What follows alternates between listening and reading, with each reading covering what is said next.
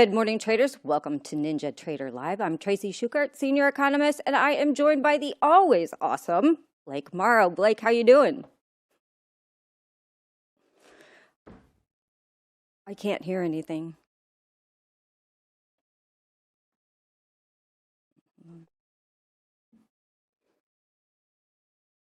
Well, hold on. I can't hear him.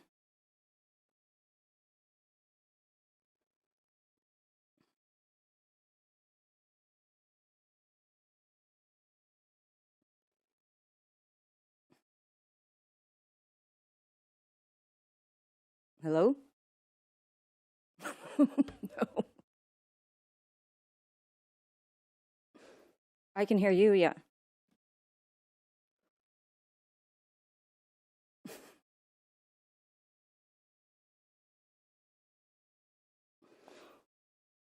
I can't.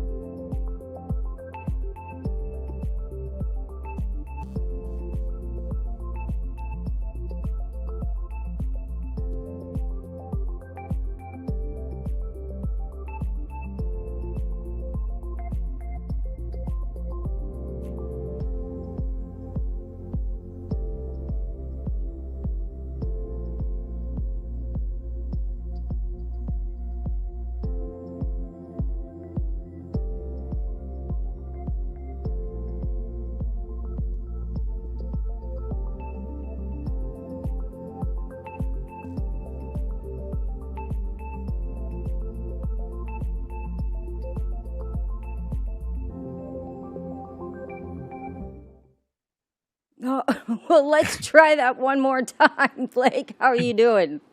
I'm doing great. Can you hear me? I can hear you now. Fantastic. Sorry about Woohoo! that. All right, all Yes. right. Little technical difficulties sometimes when you're live streaming. Anyway, It- well, not much to talk about, is there, today? oh my gosh, there's nothing to talk about. We might as well just wrap up the show here. All right. Well, let's start with the obvious. All right. Let's talk about what happened yesterday. So, seemingly, this move down was on a headline that said Morgan Stanley no longer expects a Fed rate cut in December. And then we had three uber hawks yesterday talking. We had Goolsby, we had Hammock, and we had Barr, which exacerbated this situation. In addition to that, we were in a negative gamma environment, which again means that the market makers are trading in the direction of the market, which gives us outsized moves, whereas a positive gamma environment, we have traders, you have the market makers trading against the market, and so you have a less volatile market. So here's my question to you. Why is a 25-point basis cut seemingly so important to markets? Because I just want to add also that we just had Williams say this morning he's seeking a near-term rate cut. We actually had indices rip on that. So what is your opinion? Tell me why you think this 25 basis points is such a big deal for markets.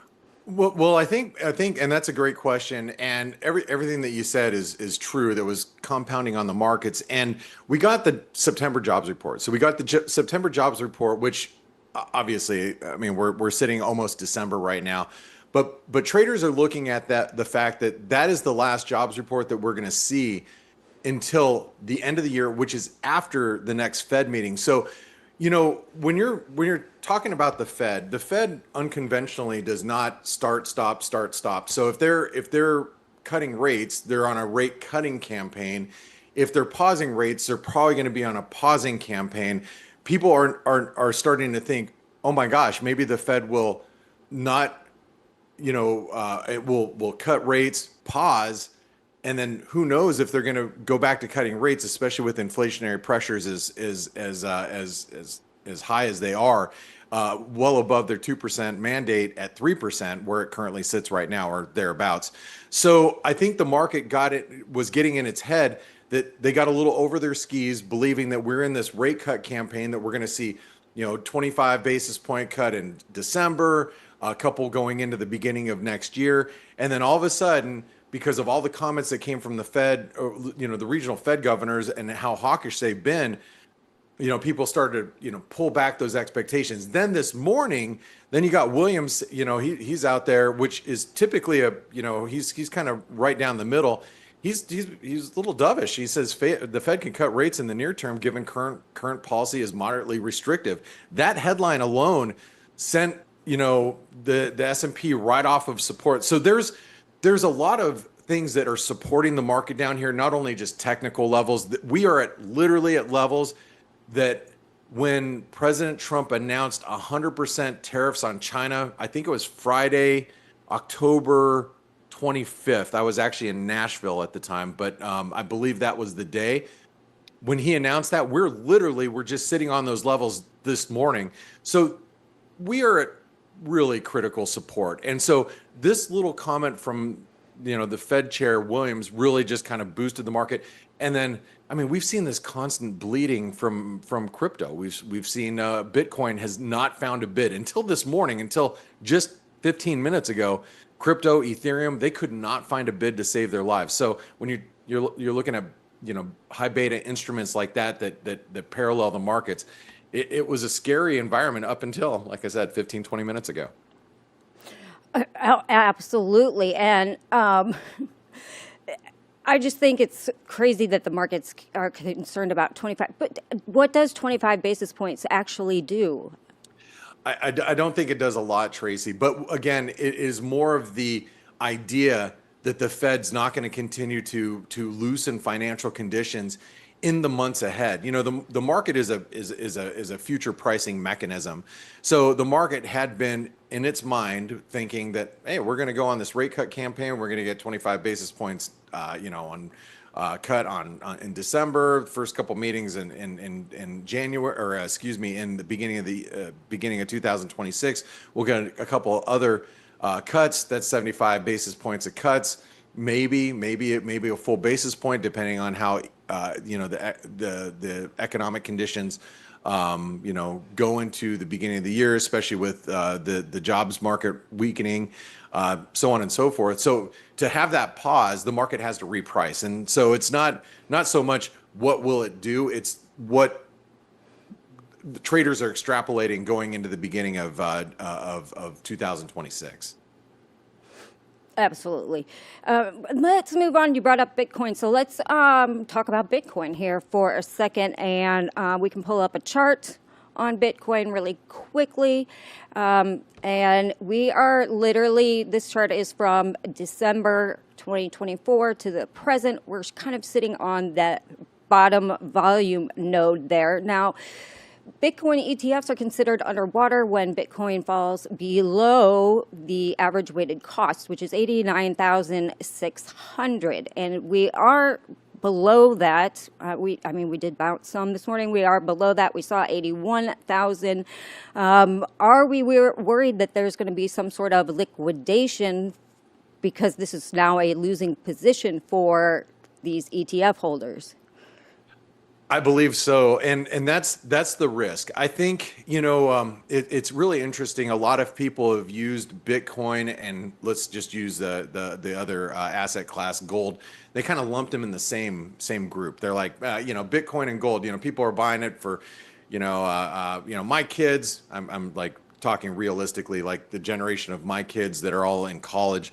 They're like, well, I'd rather buy Bitcoin, wouldn't buy gold. Why would I buy this archaic rock? Blah blah blah blah blah. Well, you've got a lot of investment managers and asset managers, institutions that have really adopted crypto over the last, let's just say, couple of years. And the fact of the matter is, when you have positions that aren't working for you, you're probably, as an asset manager, going to remove some of those newer assets. Like I'm gonna stick with tried and true gold and silver, and that's why I believe that gold and silver hasn't really sold off a whole lot. But Bitcoin, that's one of those that you're like, yeah, I think I'm going to just get rid of that. So Bitcoin is really a high beta correlation to the market. So if you see Bitcoin or Ethereum, especially the big ones, the big, big coins, you see those start to really come unglued. That's telling me that the market is really de-risking, and it's scary because if you go to March of 2024, Tracy, that $75,000 level, which is below the chart that you're showing here, just slightly below, that is the breakout point from March. I think it was March. Let me confirm my number. March of 2024. We tested that level in April of this year. If we give back 75,000, you are going to see a mass liquidation, and that's also going to tell us that equities are probably breaking down as well. And that's why I'm keeping a really, really close eye on it. Yeah, I agree with you too. And then there is always the question of Michael Saylor's micro strategy, right? His like fiscal break even is really like 118,000 Bitcoin, but his actual break even is 74,000. So I know that people are really watching at that that level. It's scary, and you have there's a lot of I don't like to I won't quote all the conventional other financial news outlets that parade around analysts all day long, but there's some pretty significant ones that are long Ethereum. Ethereum is just given back. I mean, I just let me talk about percentage wise from when they institutionally were getting in earlier. Well, actually, the end of summer this year. I mean, Ethereum's down maybe 40+% from those levels where institutions have been piling in late August, early September. And you take, big, I'm talking big institutions that have $1 trillion in assets or more, that they've got positions that are down and underwater quite a bit. And it's scary. It's scary because, when you have to hit the bid, Tracy, when push comes to shove, you're going to turn around, you're going to start looking at things in your portfolio saying, all right, I like Microsoft. I've had Microsoft for a long time, but this SMCI crap that I own, I'm going to get rid of that. Oh, I still love having my gold allocation, but why I have, 3% allocated in crypto right now? Let's shave that down to 1%. And then, you start doing risk management type of strategies in some of these big institutional portfolios, and looks like crypto's been hung out to dry here. Just slightly. So do keep an eye on that because it is, Bitcoin is a bigger sign of liquidity, right? And that is kind of an indicator for markets in general. So it is one to watch, even if you are not trading it. It's certainly sort of a macro indicator. Let's talk about the yen a little bit here. We're seeing a slight bounce this morning. This is the yen. I guess, if you can pull out a microscope and see that. But, we just had Japan is set to unveil the largest spending plan since the pandemic era. So the new pro-stimulus prime minister is going to unveil a stimulus plan of $112 billion of spending, what will be essentially like extra budget. So what do they not care about the yen? Does the BOJ not care about that? What's going on with the yen here? Well, so first of all, the budget that came out overnight was basically in line with what markets were expecting, and what we've seen. And Tracy, you and I were talking on X about the JGBs and what was happening in Japanese yields, which you can if you flip the chart over, it basically looks like a 30-year JGB yield, or the 10-year. And you even look at across all the tenors, it just shows that yields have been ripping. And everybody was really worried that this budget was going to just be a little bit more because it's Takeachi. She's, Abe, taking on Abe's, the late Abe, Prime Minister Abe's 2.0. Yeah, right. 2.0 is what they were calling her. And so people were a little worried that the budget might be a little bit more than the market was expecting. And so I think this is a sigh of relief that we're seeing in the yen. You can couple that with some of the risk aversion that we've seen. I think the yen's finally catching a bid because the BOJ, I mean, they have to, I'm sure the BOJ is concerned, but they had to see what the budget was going to be before they could react or even think about reacting.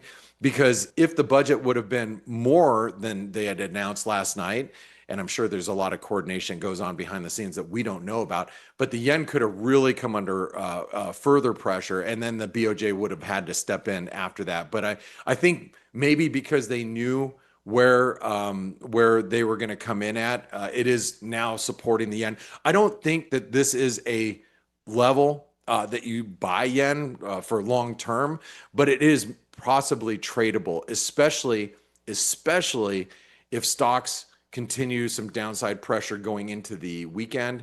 If that happens, which the market's going to be opening pretty soon, the yen might be a trade where you can actually buy some yen as more of a hedge to anything else that you're doing on the long side in equities.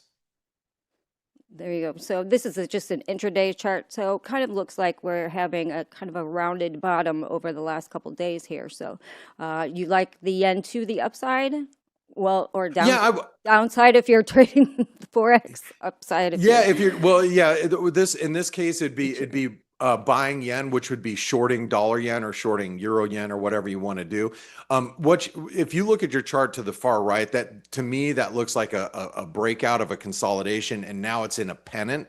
That means it's developing a flag type of pattern, which is typically a continuation pattern. That means you would, you can draw some lines there across there, and then across the bottom. There you go. See, Tracy, you're almost like a CTA. A CTA. I tell you, I love it. So there you got your pennant. That looks like a consolidation and a potentially bullish breakout.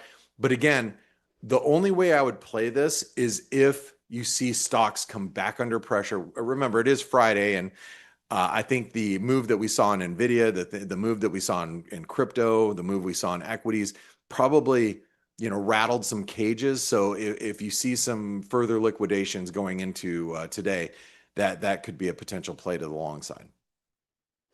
And then let's move over. Well, let's talk about the dollar a little bit. We're going to use Xyzeee as kind of a proxy because it's the most heavily weighted in the dollar index.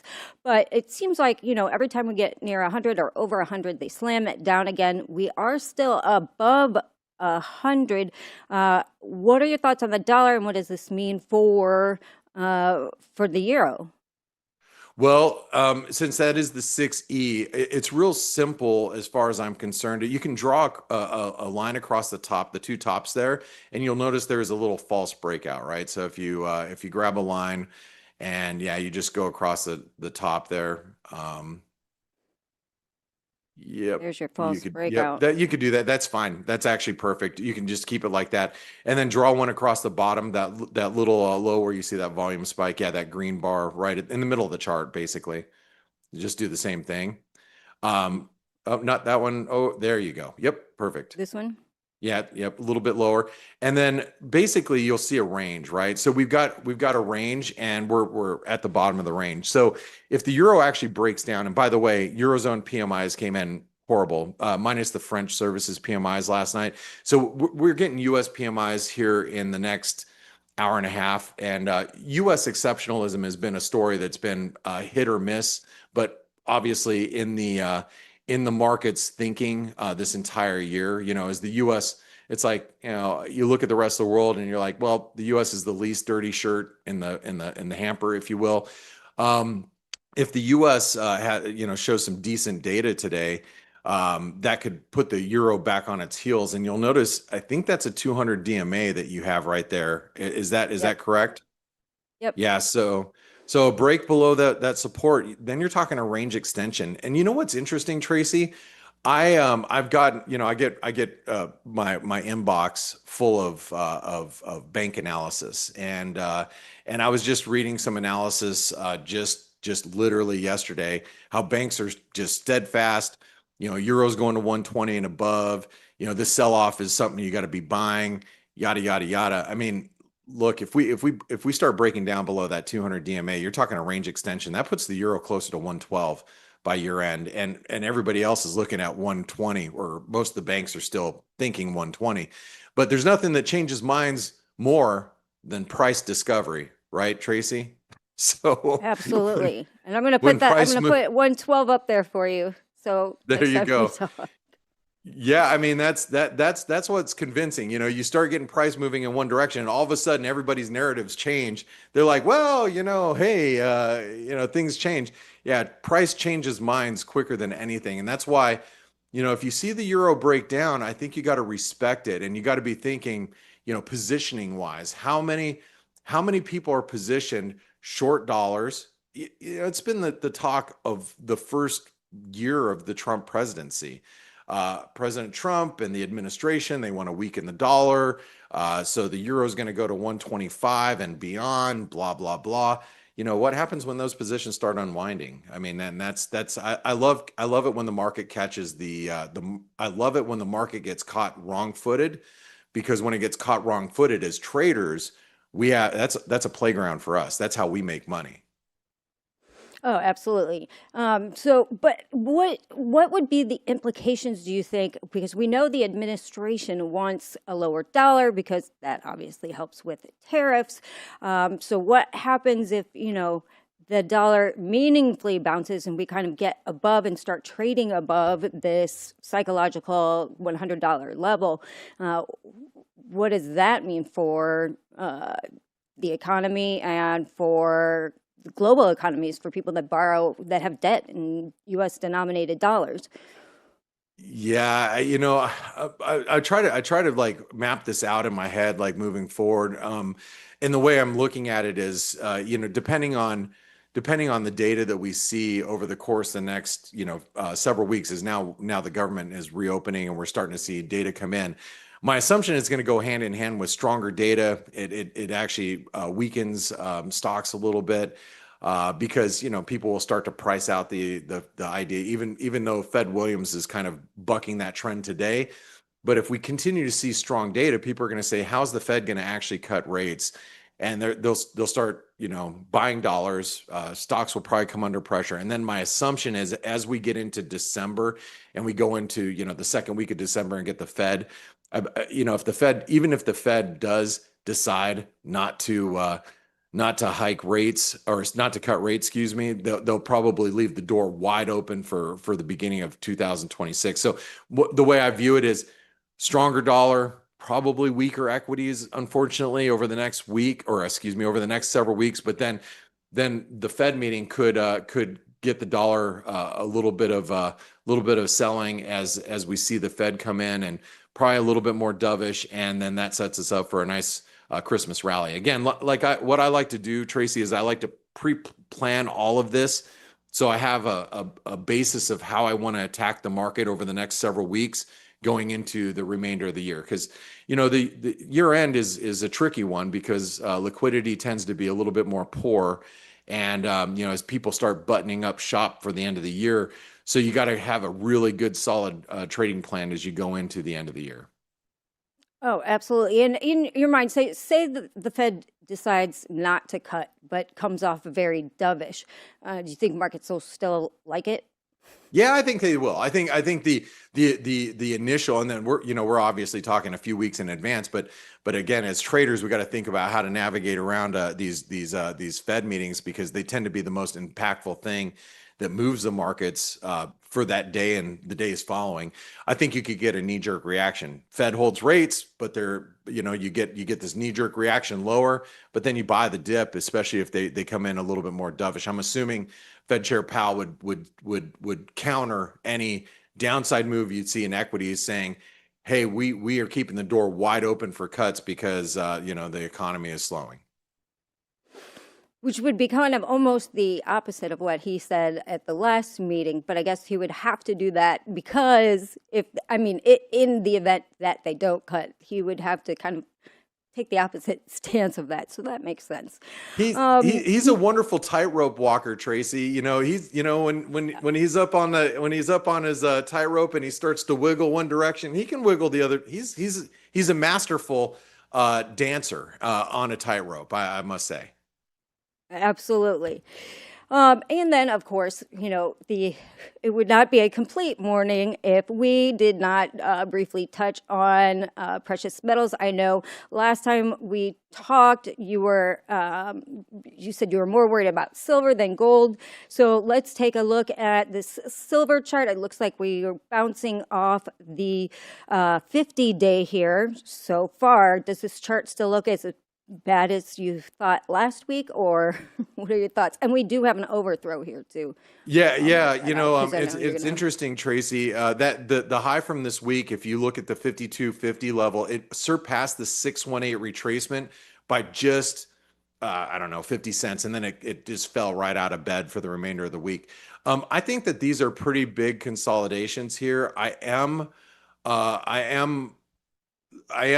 acknowledging the fact that we've seen this massive liquidation in crypto, yet precious metals are still holding on, which I think is more of a positioning and type of situation where people are selling crypto, keeping their precious metals.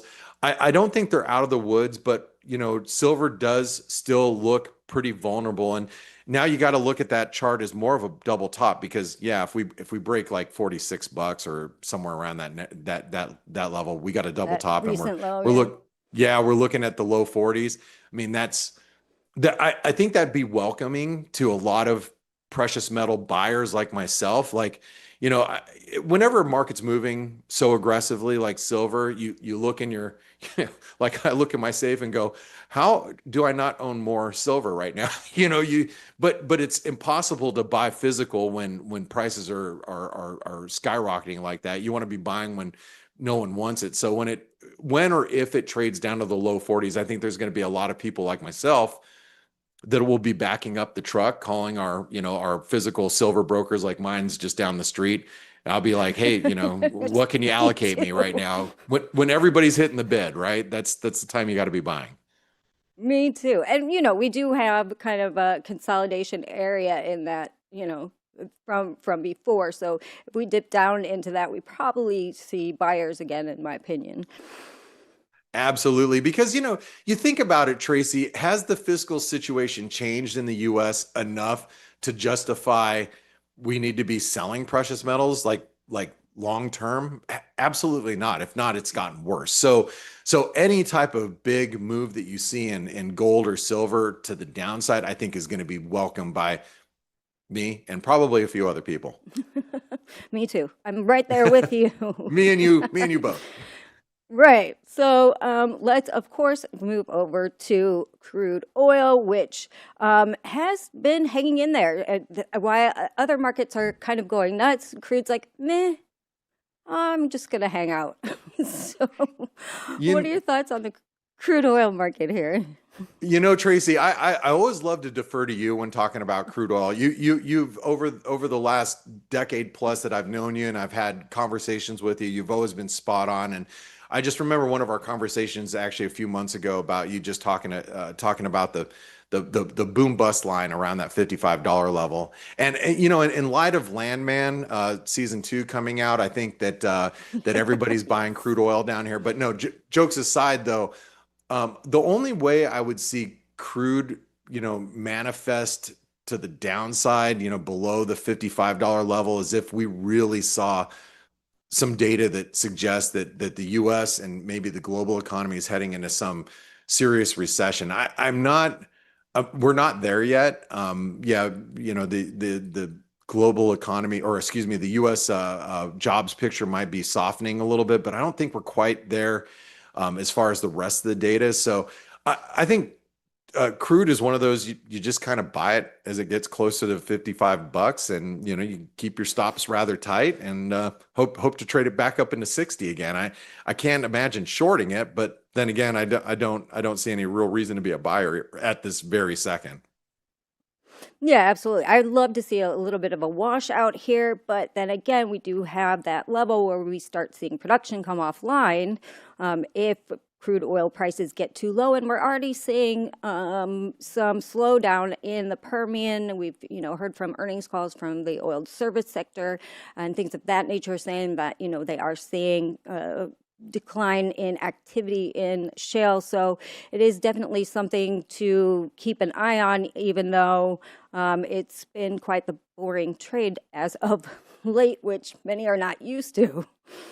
Yeah, and I mean, I guess if we break that $55, the show will be called Gold Miner Man instead of Landman, right?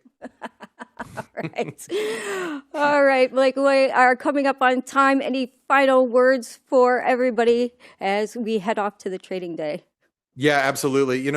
Yesterday was a scary day for a lot of traders. When you have a 1.5% rally, Nvidia earnings blowout, Nvidia stops, reverses, drops below 180, and it was just trading below 180 pre-market. I think you got to keep your guard up today.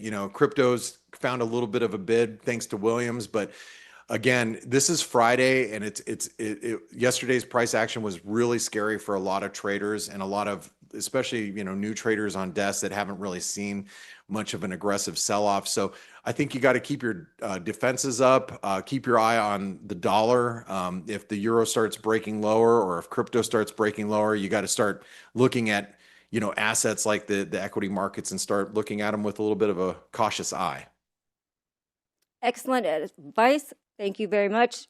Awesome as always. Blake, we'll see you next week. And now I will hand it off to Pax and Craig for Preservation Friday. Good morning, Pax. How you doing? Oh, Craig, I'm ready to go, baby. How are you?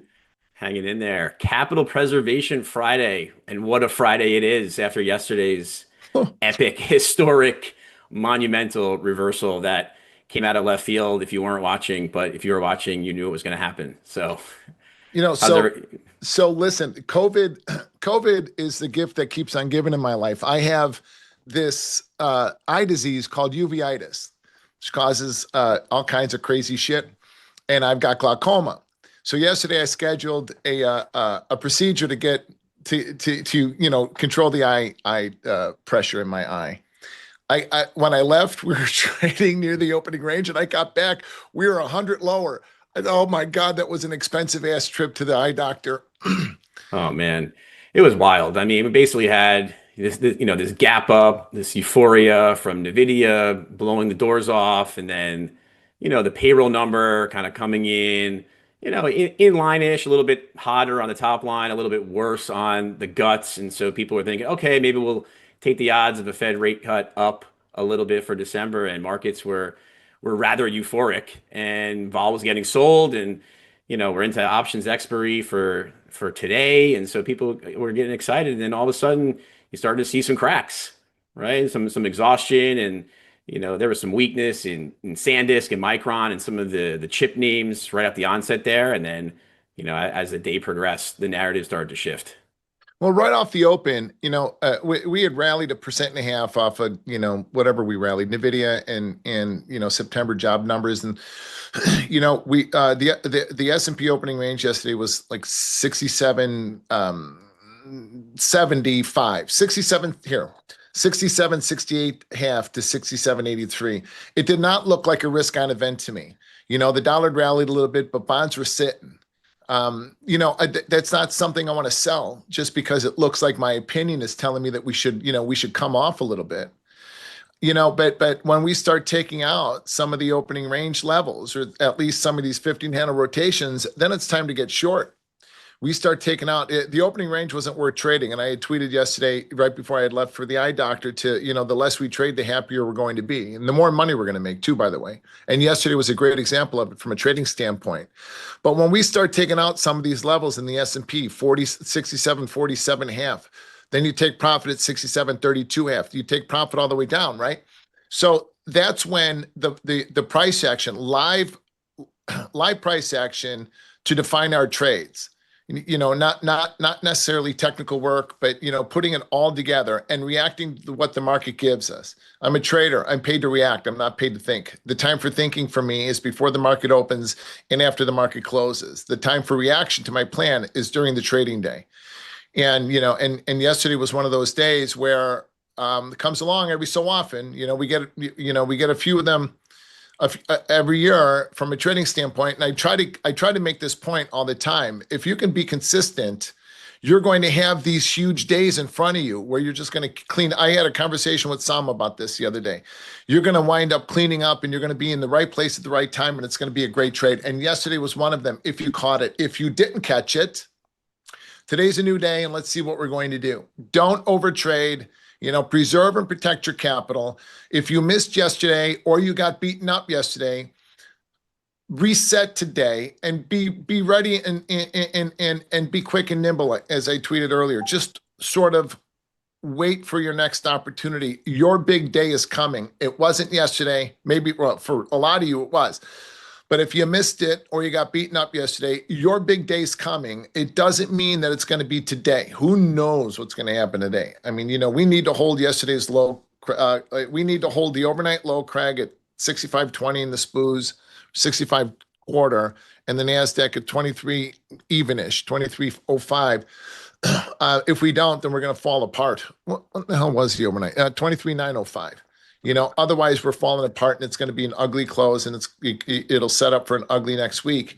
But if they hold it, we can go back to the quarterly pivot and the S&P at 66.58 and the NASDAQ at 24,560.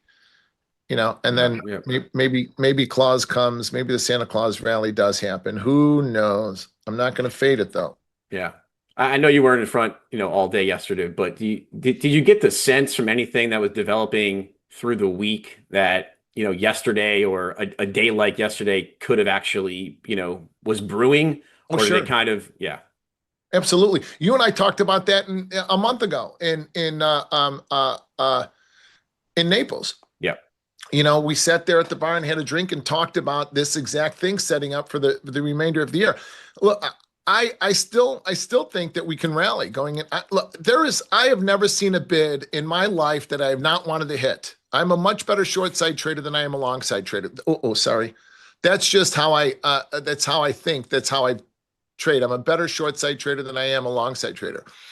But so for me to sit around here and say, we can rally another 100 points from here, and then just kind of trade this range is not something I would much rather see us break.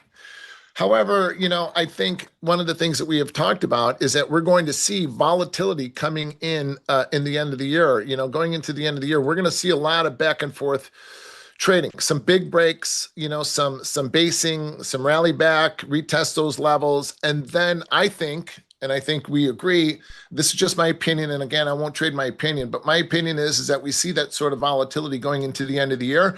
And then in the beginning of the year, then we start taking out some lows and we have a serious downside action.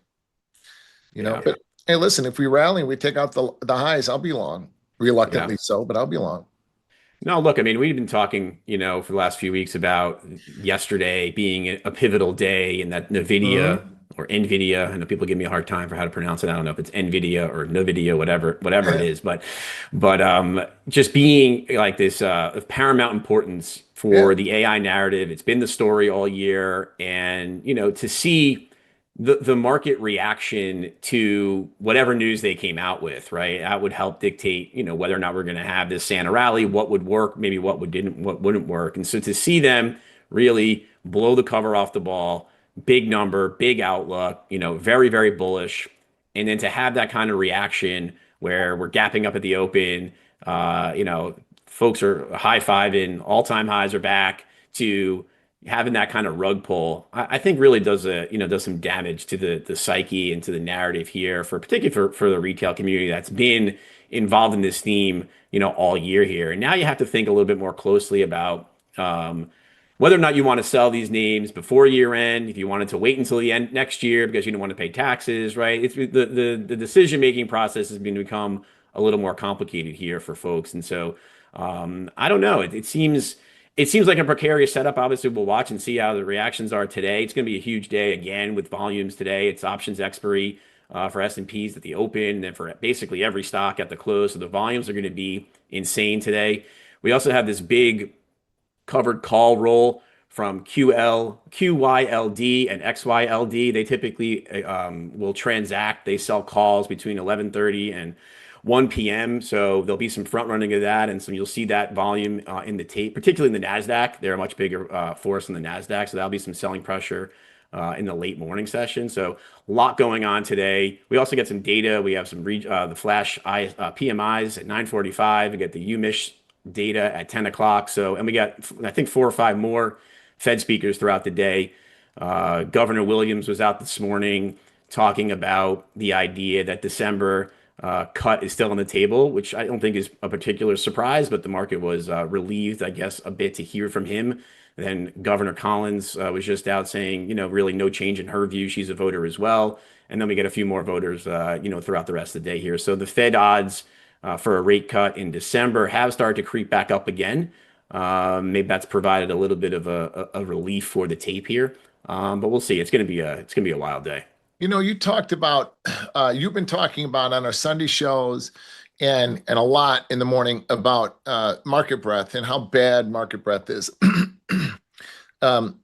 It's not always something I pay attention to, but no, that's not true. I do always pay attention to it. It's not something I'm going to trade, but I do pay attention to it. Order flow, I pay attention to. I'm not going to trade it. Market profile, or volume profile. A lot of things that I pay attention to that I don't necessarily trade. But with market breadth being such as it is, and Nvidia being, what's Nvidia? 8% of the SPOOs, 8% of the S&P. Yeah, 8% S&P. Yep, 10% of Nasdaq. Yeah. That's scary. That's bothersome. That's bothersome. And I don't know how in the hell, I don't know how you stand in front of a running freight train and say, that's as far as you're going. I'm going to get long here. It seems to me like we are sitting on the precipice of a major downside correction. That doesn't mean that we don't, again, from a trading, that's just my opinion. From a trading standpoint, though, we hold these levels and then we can turn around and rally back up and try to stage a late year rally. So from a trading standpoint, man, don't fade shit. If you're fading that break yesterday, you're going to get run over and you're going to get killed. Again, standing in front of a running freight train and saying, that's as far as you're going, you're not going any further. And on the upside today, if this market starts to rally and you're looking at market breadth and you're looking at all this other stuff and you're going to say, that's it, you're not going any higher here, you're running the risk of getting run over. You're making your trading, you're making it subjective. You're making it about you. Don't make your trading about you. That's a passport to poverty, a recipe for disaster. Make your trading, investing, maybe even long-term swing trading, okay. But make your trading, make your trading more about your process than about you. You have to make sure that you are here for tomorrow's trade. The only trade that matters for any of us, is the next one. Not the last one, not the one before that, not one last week, but the next one. I don't care if you're Tudor Jones, me, or you're trading a prop account. The only thing that you have to worry about, the only thing you have to plan for, and the only thing you have to manage is your next trade. Period. Simplify this entire thing. Take the pressure off. Breathe through the anxiety. Breathe through the stress. Be quick, be nimble, and for God's sakes, use stops. Go into your settings and make sure your stops are stop markets. I can't believe the amount, I tweeted that yesterday. I can't believe the amount of people that said they got run over yesterday because they weren't using stops. What's wrong with people? Yeah, yesterday was for many was probably a high anxiety day. And if you had anxiety, if your blood pressure was boiling yesterday and your process, needs adjusting, and you're also can just size down, right? You can just use smaller position sizes to kind of lower the temperature, lower the blood pressure. But days like yesterday are what it's all about, right? I mean, this is where we get these huge, these big moves, potential for high P&L days. But to your point, today's a different day. Today's a new day. And to believe that we're going to have the same kind of movement, the same degree of velocity or another several hundred point intraday reversal, doesn't make sense. We can't be planning for that. We've got to plan for, what we have today. I think one of the things I try to deal with is, I have a bias, right? Because I'm more of a swing trader and a fundamental analyst and a macro strategist and have a view about how I think the world is going to play out. But I need to marry that with the price action, right? And so on days where the price action is maybe moving counter to how I think it quote should be, I'm either not trading very small, and try not to get run over by some of those counter trend moves. Help me reposition for what I think will be larger moves, kind of down the horizon. So, yeah, me too. Right. Good morning, chat. By the way, good morning, everybody in the chat. Music City Trader. I saw that you asked a question earlier, right before before the show went on. If you want to reiterate it, I can answer it. Somebody had asked earlier, just a minute ago, how do I get into my trades without getting stopped out repeatedly? I get stopped out probably 10, 20 times each day. That is a major part, Carnes. That is a major part of my process. I'm right or right out immediately, dude. If I sell, the S&P is trading at 94 right now. If I sell 94s and they go bid, I'm out. If I sell 94s right here, if I sell 94s and they go 94 bid, I get out, period. If I sell 94s and the market stays offered below my here, like if I sell 94s, well, now I put in a scratch stop.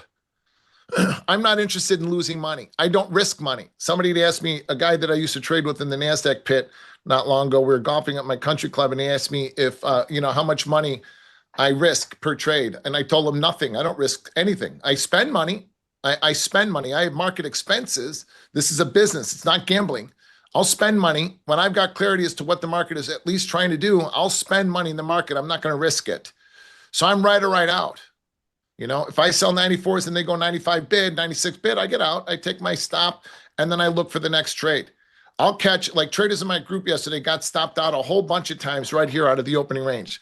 4 or 5 times, took some expenses, and then there were 6 figures. There were traders in my group that made over $100,000. A lot of traders made between 50 and 100 by selling by selling these 6747s or 48s and selling them underneath it, adding to their position. You had 1, 2, 3, 4, 5, 6, 7, 8, 9, 10, 11, 12, 13, 14, 15 handle rotations that gave you the chance to take profit and add to your positions. If you were flat, you sell them here, take them here. You had 15 chances to initiate your trades here, according to my process. It was a great trading day. But if you're gambling with your money and you're buying dips and you're doing triangles and trend lines and all kinds of other shit, the market is just going to blow through there and you don't have stops, you're going to get it shoved in your ear. And that's no fun. So I recall you saying 2 daily closes below your quarterly pivot would be change in tone, change in character for the tape. I think yesterday was the first one, right? But yeah. So we get another one today. What does that mean in your mind? That means we target 63.34. And we target 64.02 on the downside in a macro sense, and then 63.34 for the equidistant swing. Underneath there, it's 61.01. Underneath there, we're at the yearly opening range at 59.49. That seems like a far, far, far road to make, but we can hit it. We can hit it quickly. It changes the tenor from a buy the again, I don't fade markets. Okay, I don't fade my process. I'm not gonna buy breaks. I'm not gonna sell rallies. But in a broader sense, 2 closes below 66.58 changes the tenor of the market from a buy the dip market to a sell the rally market. And again, if we're trading if we're trading above the opening range, and we get 2 closes below 66.58, we're trading above the opening range, I'll be long. I'm not gonna fade my process. But it just puts us onto a defensive standpoint. And the quarterly pivot in the NASDAQ for my work is 24,568. 24,568. Whoever asked that. And typically, if you go back, through history, I know this is probably a tough question, but when we break a quarterly pivot like that, I don't know, halfway through, we're a little bit more than halfway through this quarter. Do you find that we get speed to find these lower levels, or it just kind of depends on the situation? Depends on the situation, but we'll get speed to them. If we don't hold the overnight high, the highs and lows for my work that I pay attention to are going to be RTH. But I know that everybody else is looking at the extended hours low. So the low that we set October 10th, I believe, was 65.40. If we don't hold that level, then we're going to trade down to the overnight low last night, which is 65.25. If we take that out, we'll be trading at 63.30 by the early next week. We need to hold those overnight lows, those October lows. We need to hold the overnight lows. If we don't, we're in deep trouble. Yeah. Somebody had wrote, I use a 1 or 2 tick stop or a perfect scratch. It's crazy. I find you guys who use 20 point stops as absolutely ludicrous. Again, passport to poverty. The trade works. How about this? The trade works right away, or it doesn't. And you get out, you take your expense, and you wait. Learn how to trade, guys. This is really the greatest business in the world, as long as you're not over risking. Now, on a day like today, will you just be super focused on that S&P chart, or will you also be looking at the bonds, VIX, dollar yen, cross asset markets to try to get a guide if any other markets are giving you signal, or is this one of those days where it's just you're in your one chart here? I'm in not necessarily my chart, but I'll be paying attention to the domes when we open. Now, like yesterday before we opened, now and this morning too, I'm paying attention to all those factors and to all those things. Like I said earlier, yesterday did not look like a risk on event to me, but that didn't mean that I just want to I want to fade it because the market doesn't look like a risk on event. I'm not going to sell that. Because quite often the S&P can readjust the market. The S&P or NASDAQ rallying can turn around and have a reverberating effects in bonds and stir in metals, and in the capital flows with the dollar yen and VIX too. So, I'm going to trade my process when the market opens. Time for thinking for me is before it opens and before it and after it closes. Right now, I'm ready to go. So when the market opens, I'm going to change it to a shorter term chart so I can see these rotations will set up. The opening range will populate on this. This is my indicator. So if you guys are trading on Ninja, go to my website and download this free Ninja this free indicator, which will give you the opening ranges and give you the rotations as they happen. These are all predetermined levels. Here's the NASDAQ yesterday, okay? These are all predetermined levels. The NASDAQ rotates in 65 handle increments, and here you can see it. 65 handle, this is an hourly chart. Let's change it to something a little bit shorter term. So, this is what yesterday's trade looked like during the day, right? I mean, look at this. I mean, oh gosh. Okay. Here's the opening range. Bottom of the opening range. We start taking it out. It's just, sell, sell, sell, sell, sell. You cover at these levels, or you don't leave a runner on, and then add through them. And then we get back up through it. You take profit. You just trade these like ladder rungs. I'm the least handy man in the world. So it's not like I don't find too many occasions to be on top of a ladder. I hire people for that. But, I've seen people walk up and down ladders, and you walk down this, you walk, and then, oh, wait, stop here. And you got to move back a little bit. I mean, to me, this is simple, and it takes the guesswork out, and it takes the subjectivity out of it, and it makes it objective. I want to, if we're below the opening range, I'm going to be short. If we're above it, I'm going to be long, no matter what my opinion is, and no matter what my guess is telling me. That doesn't mean that I need to trade it though. If I don't, I don't need to be at this point in my career too, Craig. I don't, I mean, I'm not trading every day. I'm trading when there's clarity and when the market tells me something. If I was in front of the screens yesterday, and I wasn't because I was getting my old man eye disease fixed, or not fixed, but getting my glaucoma arrested for a little bit of time. If I was in front of the screens yesterday, I would not have traded yesterday's opening because we just didn't go anywhere. I would have been short underneath 47.5, and I'd have taken profit at 33. I would have sold more and taken profit at 17. Every 15 handles down on the S&P. It takes the onus off of me and puts it on my process. Yeah. And that's how I survive. That's how I thrive. I don't need, nobody makes money every day except for YouTube streamers. Nobody. But you can be consistent. You should make money every week as a trader, as an intraday trader, or at least break even. I don't know. Yeah, there's only two parts to every trade. Whether you're an intraday swing trader like me, or you're trading bigger swings or whatever, managing your risk and managing your profit. That's it. And if you're, there's four types of traders. There's traders that are consistently losing money. There are traders that are break even. There are traders that are consistently profitable, small, and then there are those that become financially free. So if you're consistently losing money, you never learn how to properly manage the first part of the trade. You never learn how to manage your risk. You've got 20 handle stops, or you don't have stops, or you're risking too much to make too little. So you don't learn how to manage your risk, you lose money. Break-even trader, they learn how to manage their risk, but they don't learn how to manage their profit. Consistently profitable traders learn how to manage their risk. They learn how to manage their profit. Those that become financially free learn how to manage their risk, learn how to manage their profit, and they learn how to exploit their profit. They learn how to add to their positions. Here is an ad, here is an ad, here is an ad. So if you start off with a 4 lot, by the time we get here, you take profit on them, you got 2. We go offer through here, you sell 4 more, now you're short 6. You take profit on 2 of those, you're still short 4. We go offer below, you sell 4 more, now you're short 8. You just keep laddering down and laddering down and laddering down.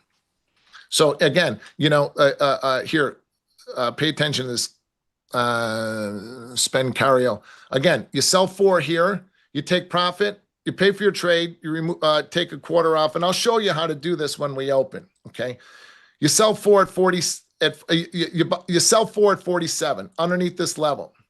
You take profit here and you pay for the trade here. That means you remove a quarter of your position to remove your risk, and then you take profit on another quarter of your position. So now you're short 2. We go offered below 32, you sell 4 more. Now you're short 6. You pay for your trade, you take profit on that, you're short 4. We go offer through 17.5, you sell 4 more, you're short 8. See what I mean? You just keep scaling. You take profit, you pay for your trade to remove your risk, you take profit on a trade, and then you scale in more. Now, this doesn't happen every day. This happens once, 3, 4, 5 times, 6 times a quarter or a year. But when it happens, these are big, big days that can make your year with very, very little outlay, very little risk, just a lot of intense focus and a lot of self-awareness, self-possession, self-confidence, no fear. Yeah, look, I have no fear of losing money. Why? Because I spend it. I don't risk it. I have no fear for spending money in the markets when I know that the market is trying to do something. If the market isn't going to do something, we're not doing anything, I don't need to trade. The only people that make money every day are people that are streaming on YouTube. It's impossible. It's interesting how you characterized that trading yesterday, and you probably not taking that first trade of the day when we were above, but then seeing that. I know you weren't in front of the screen, but I do trust this process. But just seeing, hearing you talk about how you would have re-entered once we kind of broke below that opening range, and then methodically see it. It's like you would have seen that almost in slow motion, right? It's kind of a chart pattern that you have seen, throughout history. So that reversal when it came would have been kind of, lit up your eyes. Yes. Yeah. And then, underneath, when we get under, when we got under 67.02, we get into 66.90 at that point, because now the quarterly pivot is 66.58. And that's always like a huge magnet. You guys can look at, you can look at any of the shows that Craig and I have done, or me and Jimmy Caggs, when I'm talking about that level. And the market, once we get below 66.90, the market will pull down to 66.58. It does it all the time. It's the quarterly pivot, and it will always be a flattened zone in my work. So once we get below like 67.02 or 67 even, then I'm not looking to cover anything until we get to 66.58. Okay, 66.58. But I am looking to add at 87.5. I am looking to add at 72.5, and then I'm going to flatten at 66.58. We take out 66.58. I'm going to sell them until my front end rejects them. period. Because then that changes the tenor of everything. I'm going to get that put on a t-shirt. Sell them until your front end rejects them. Oh, Put it on a man. hat. I've got such a Yeah. big head that would fit on the front of a hat for me. And then what we could do is we could put the number on, we can get like felt numbers. And so for every quarterly pivot, we could put the number on there. And so that number will change every quarter. Yeah, Right. every quarter.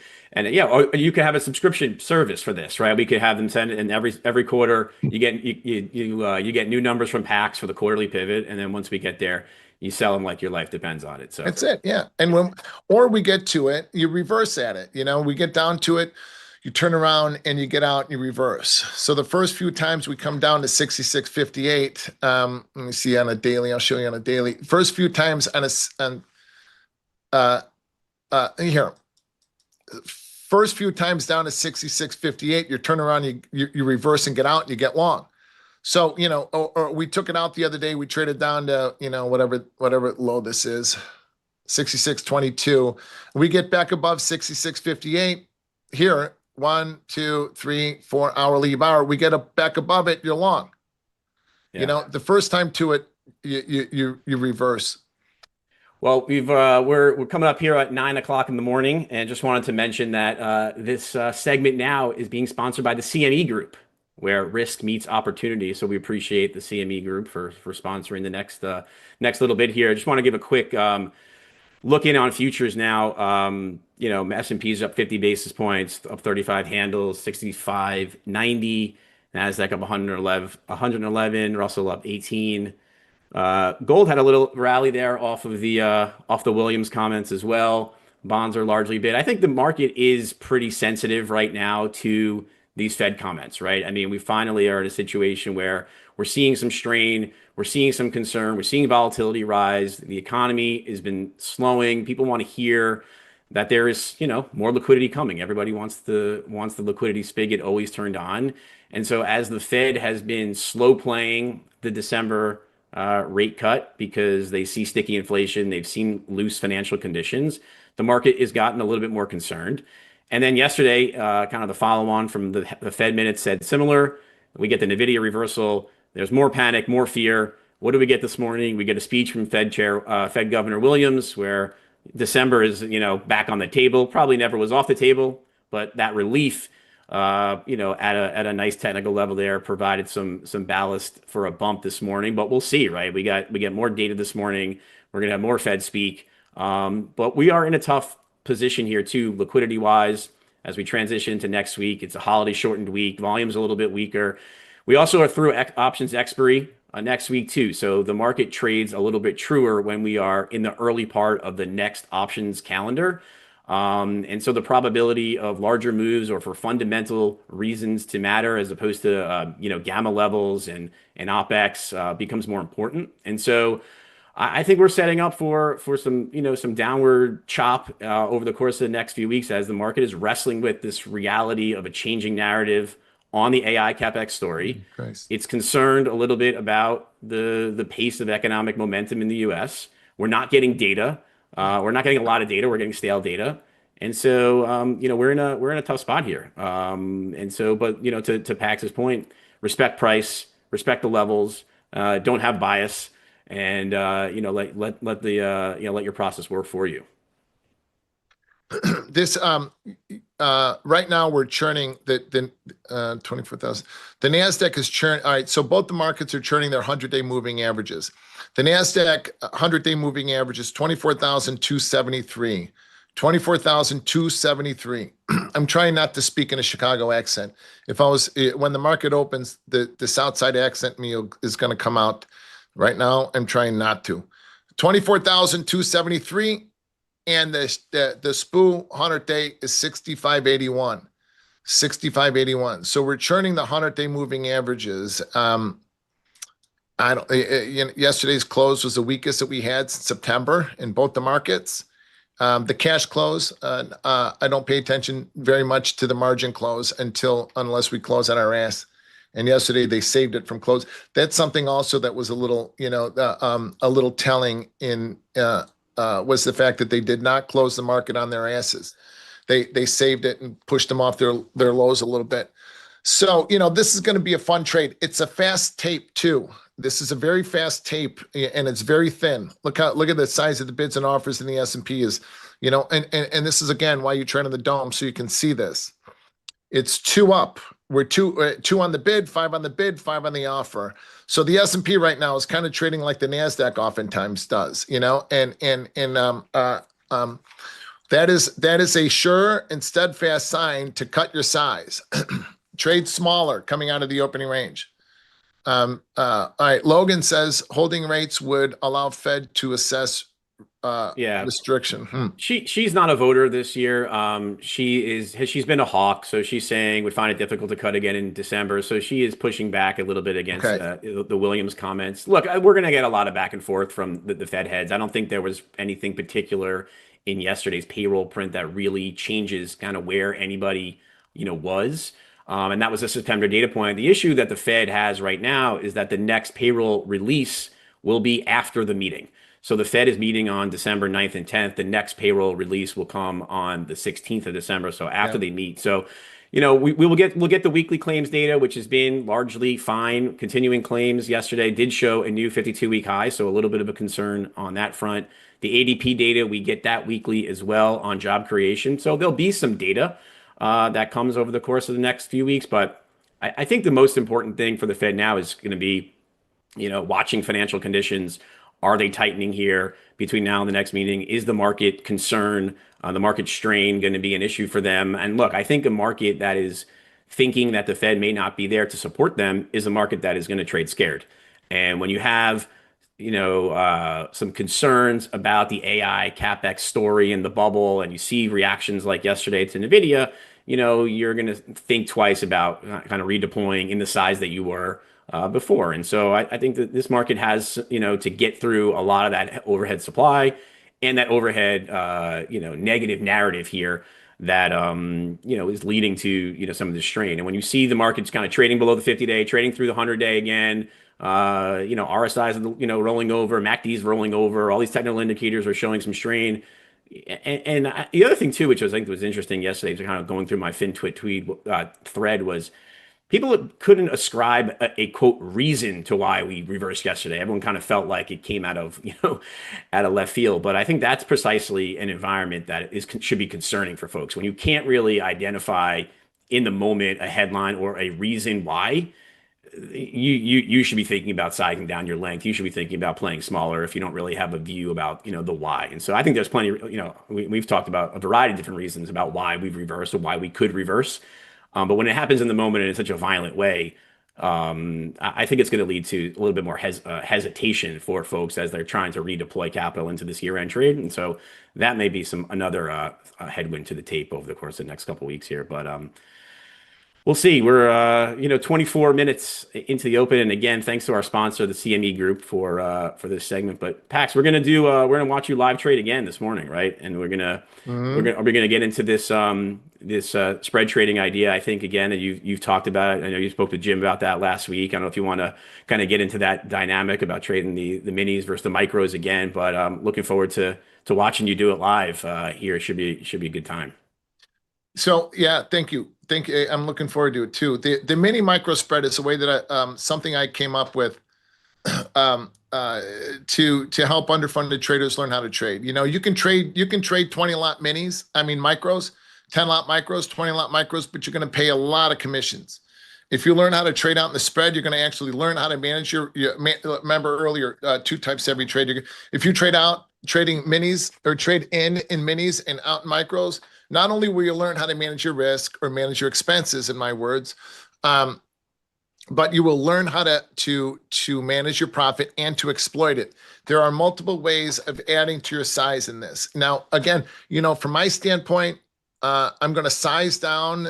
Normally, I trade either 8 to 16 lot mini units, and I'll take profit and add along the way. I'm not going to do that today. I'm going to trade 2 lot and 20 lot micros to show you guys how to trade the spread.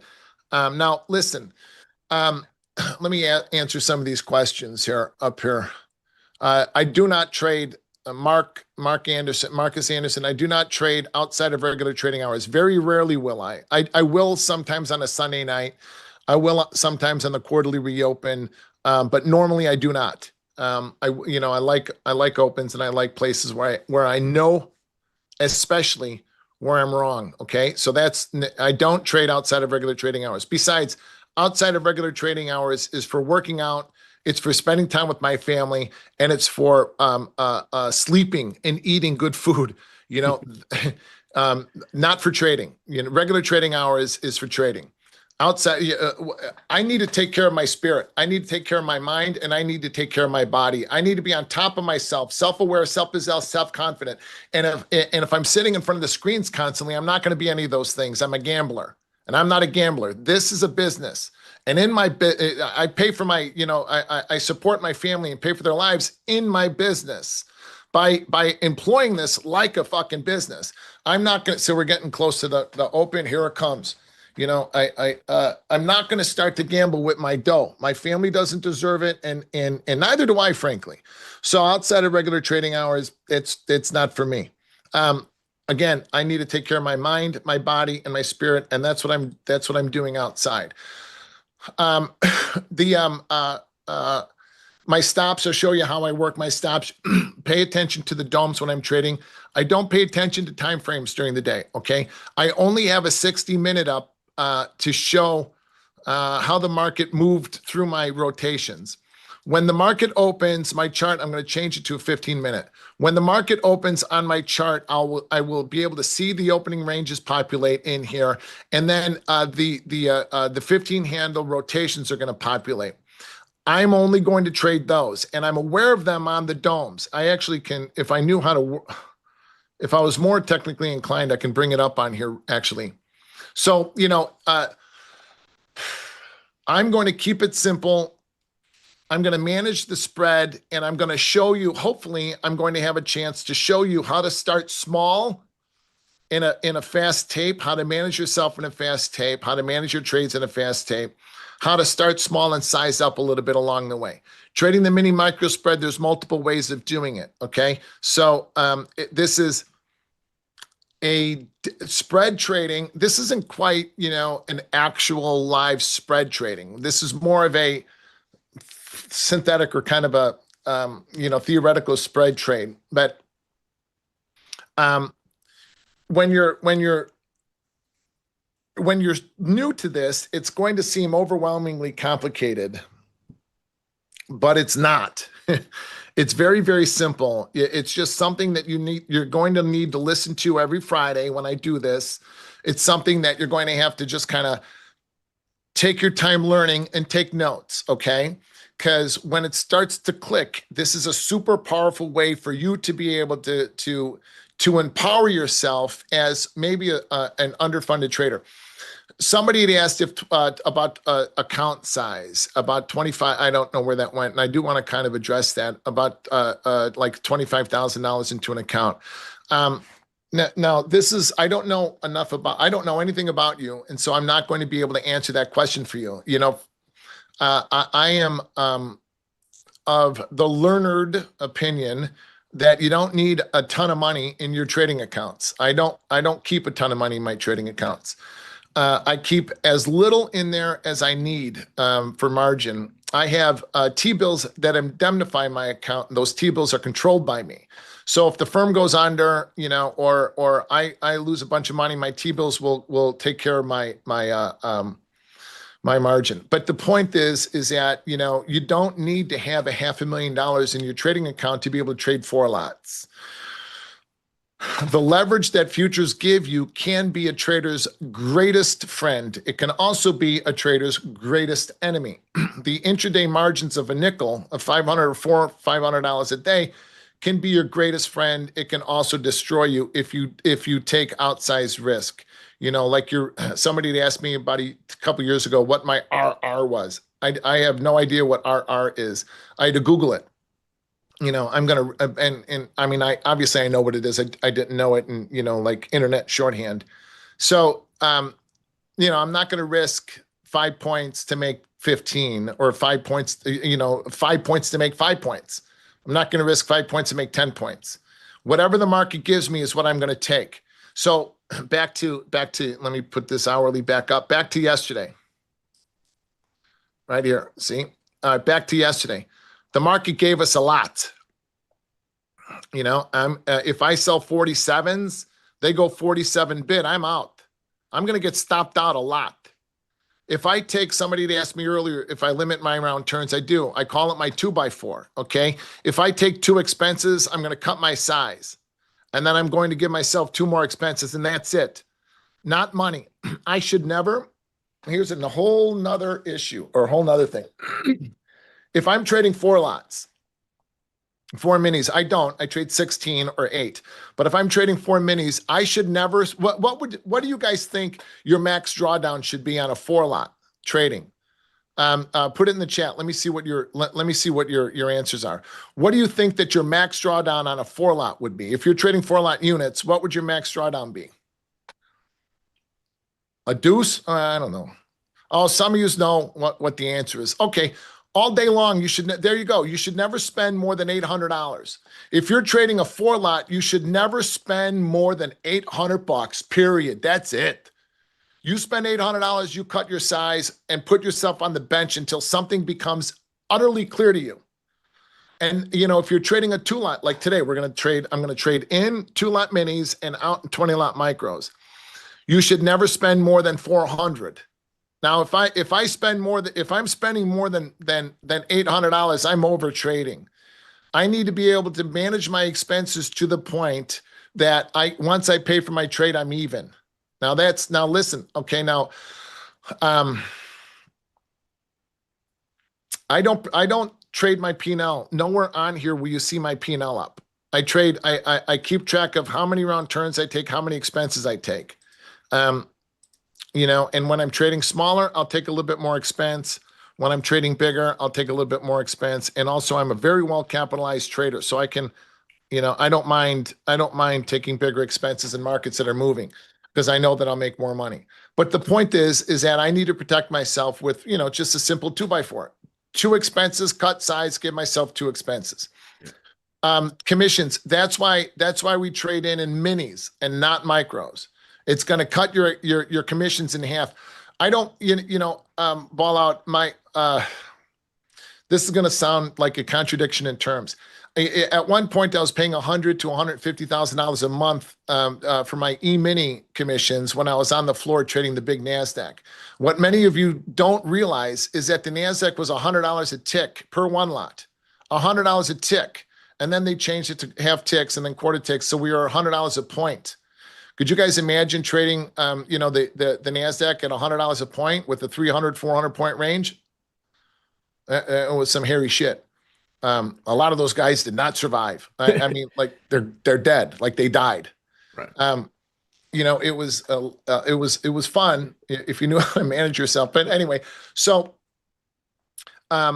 But Pax, the idea is to enter with minis and then to use the micros as risk mitigation, as P&L extraction tools, Yes, right? yes, So you're yes, entering with the minis, you're using the micros to help adjust your position. So you're, instead of being, if you're in short 1 mini and then you cover with 2 micros, and now you're short 0.8 minis, right? And that's the idea, is that you're kind of using micros to scale up and size down, book P&L, stop out, in a way that helps defray your commission costs and also helps you if you're a smaller trader, so you don't have to trade these kind of big units, right? Thank you for bringing me back. Yeah, Craig, that's exactly right. Yes, and it gives you the ability as a small trader to learn how to add your position. So let's go back to yesterday. Let's say you sell a 2 lot, you sell 2 minis at 32.5. We make it down to 17.5. You buy 5 micros, you buy 10 micros. So now you're short 2 and you're long 10. We go 17.5 offer and you want to add your position, but you don't have the margin. You cover the micros and now you're back being short 2 from 32.5. And then down to 05, you buy 10 micros back in. So now you're short 2 here, long 10 micros here. This is a great way to be able to learn how to add to your positions. It's the same thing as trading a 4 lot. 1, you sell 4, you buy 2. You sell 4 more, you buy 2, right? So, but you need the margin in your account. You need the experience to be able to know how to handle yourself and keep your expenses low. This gives you the ability to start to learn how to add to your positions without actually adding to your risk. You're short 2 from 32.5. You buy 5 micros at 18. You buy 5 more at 17. You're short 2, long 10, you pitch the micros here underneath here, and you're back being short 2. Does that make sense, or is that confusing? So then we get down to O2AF, you buy 10 back in. We go O2AF offer, you pitch the 10, you get out of the 10, and now you're back short 2 from 32AF. You just keep adding to your position. It's like you're short 4. It's a great way to learn how to add. It's a great way to learn how to trade. So many of you guys are learning from some fucking bullshit. And I don't know how you're going to survive. If you want to have a long-term profitable career, 90% of traders are going to fail. Why in God's name do you want to think and act like 90% of traders? I don't. I want to think differently. 1 to 3% of traders are going to ultimately sustain long-term success and become financially free, spiritually free, and emotionally free. What do I need to do to be them? I tweeted last week, if you want to be exceptional, you must do exceptional things. So, I don't know. This is it right here, right? This is the greatest business in the world. Yeah. You said something about Chicago Mercantile Exchange, Craig, and I want to get back to I want to mention that. CME Group, what's the line? CME Group where risk meets opportunity. Yeah. Well, without the CME Group, I'd have been a Chicago policeman like my brother Patrick, or a fireman, or a gangster, or a priest. I walked onto the Chicago Mercantile Exchange floor as a runner in 1988, making minimum wage. And I was at one point one of the biggest traders in the NASDAQ pit, and I did that because I'm not necessarily smart, but I'm ballsy. I have good native intelligence, and I believe in myself. I'm self-confident. I walk into every room like God sent me. I walk down to that floor like God sent me. I walked into that pit like God sent me. And nobody can hold me back but me. So you guys have to learn how to think like that. You guys have to learn how to visualize yourself becoming, one of those traders, become not just financially free, but emotionally, spiritually, and physically free. You must learn how to do that. And you need to walk into every room like God sent you. If you don't trade. Don't trade. Do the work that you need to do to feel that self-confidence, that self-awareness, that self-possession. You're worth it. I'm worth it. The people you love are worth it. And the people you love are worth it. But most of all, you are. Do the work. Don't cheat yourself. I think one of the most interesting things, important things that you said earlier, just, has to do with the idea. Yesterday was yesterday, right? You either traded it, you didn't, you made money, you didn't, you weren't there, you were at the doctor, whatever it is. Today's a brand new day. You can't look back at yesterday and say, I wish I was there. I should have done this. I could have done better, whatever it is, right? Today is a new day to trade. And, you could use some of the history about why things happen, whatever, but today is a new day. And there's just as much of an opportunity to make P&L today as it was yesterday, as it will be Monday, and every day going forward. The only way you can't make your P&L is if you lose your seat, right? Is if you blow your account. And today is Capital Preservation Friday, so I did want to remind us of that. And so if you've had a good week or had a good day yesterday, make sure you're banking some of that, right? And so you never put yourself in a position where you lose your seat. No, never. No, and I've done those things. I never lost my seat, but I've blown accounts. My nephew's in here, Lucas Fred, my nephew. He said Pax is the best. Lucas, you're my nephew. If you don't say that, I'm going to crack you when I see you this weekend. But I love you too, kid. My nephew gave me one of the best compliments that anybody could ever give anybody. He's 30 years old. He's a very successful real estate developer and app developer.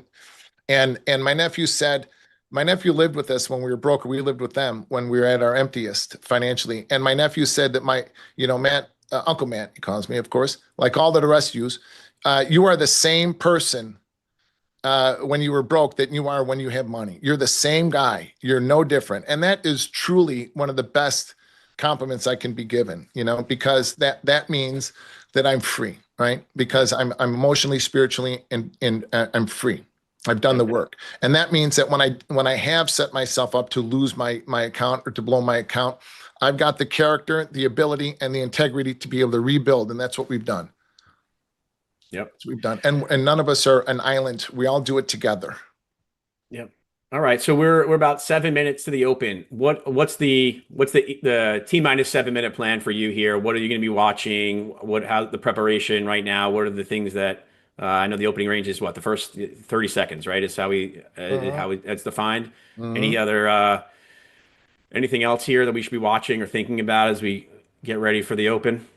No, so right now I'm ready. I'm focused. I'm confident. I'm carefree. I'm fearless and focused. I'm ready to take whatever the market gives me. Do we hold these lows and rally? Well, let's see. Are we going to chop around and do nothing? And I'm going to wait on the sidelines until the market starts taking out some of these 15 handle rotations. I don't know. We'll see. So I'm going to, now the only thing that I want to see is I want to see the opening range populate on here, and then I'm going to trade the breakouts. That's it. So I'm going to start to trade the breakouts. The 15 handle rotations will populate on here, and if the opening range is too choppy, if it's too quick and too indecisive, I'm going to wait until we take out one of the 15 handle rotations.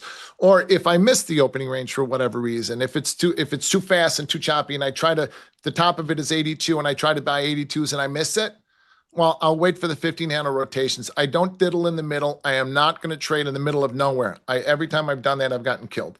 So I'm going to wait for the market to come to one of those algorithmic places, and I'm going to get long or short there. So, right now going into with 6 minutes in front of the market open, it is all about my mindset. It's all about kind of, my mind works quickly. So it's all about kind of slowing my mind down. It's about lowering my heart rate, lowering my blood pressure, so that when the market opens, I see all of this in slow motion whenever on the domes. I see everything on the domes in slow motion when everybody sees it chaotically. I need to be able to slow things down. So when we get to like 827, 828, I'll do some box breathing, just some simple breathing techniques. Yeah. So I'll breathe in 4 seconds, hold it 4 seconds, breathe out 4 seconds. Silver Liberty should have came here an hour ago, my brother. Should have been here an hour ago. Now, Pax, Too late now. there's data that comes out at 9:45 and then again at 10 o'clock. So do you have a clock up there that you'll be looking at, saying there may be volume at this point in time, markets, not that you're looking at the data, more that it's happening, there may be volume. Is that a reason to size down ahead of it, or you just kind of let it go? It's not grade A data, it's not the NFP, but it could be market moving type data.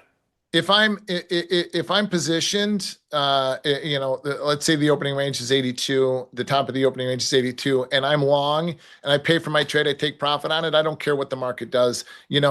Most everybody, how many of you guys have been taught to flatten up before a number, or to flatten up in front of earnings? I don't do that. If I've got a lead on the trade and I paid for my trade, I've removed my risk, I've taken profit on it, I put in a scratch stop, the market is going to do what the market is going to do. Now, if I am not positioned, I am not going to try to time a position off of a number. If I'm already positioned, I'm going to remain and I've paid for my trade, taken profit, I'm going to remain in that position. If I have nothing on, I'm not going to try to time something on that number. That's gambling. There's just way, I would, again, something else we're going to put on shirts. I would rather miss a move than to lose money all day, every day. And I can put, my head is so big, I can put it on a hat. I would rather miss a move than to lose money. It's more important for me Craig, to be here, Monday than it is for me to try to make my fortune in a quick, fast, or try to make my month in a quick, fast, and thin tape. It's more important for me to be here Monday. Like Tanya always says, and it's a great line. There's always going to be another bus. You got to make sure you're here for that bus. Yeah. Yeah, look, I mean, with the VIX at 22, and we're in a negative gamma regime right now for the tape. I mean, the moves are going to be fast, aggressive, illiquid, and dealers are going to be chasing the tape in both directions, selling with the tape as it moves lower, buying back with the tape as it moves higher. We have expiry at 9:30 for SPX, and then we have single stock expiry all throughout the day. There's going to be a ton of volume across the board, so it should be a pretty wild day. But with volatility this big, sizing down, trading smaller, typically makes sense because you get the big movements in price already. That kind of justifies, that activity. So, but we got 2 minutes here, so let's get those breathing. I see Pax is doing his breathings right now. I'm going to get into my breathing as well. Should be an exciting day for all of us here.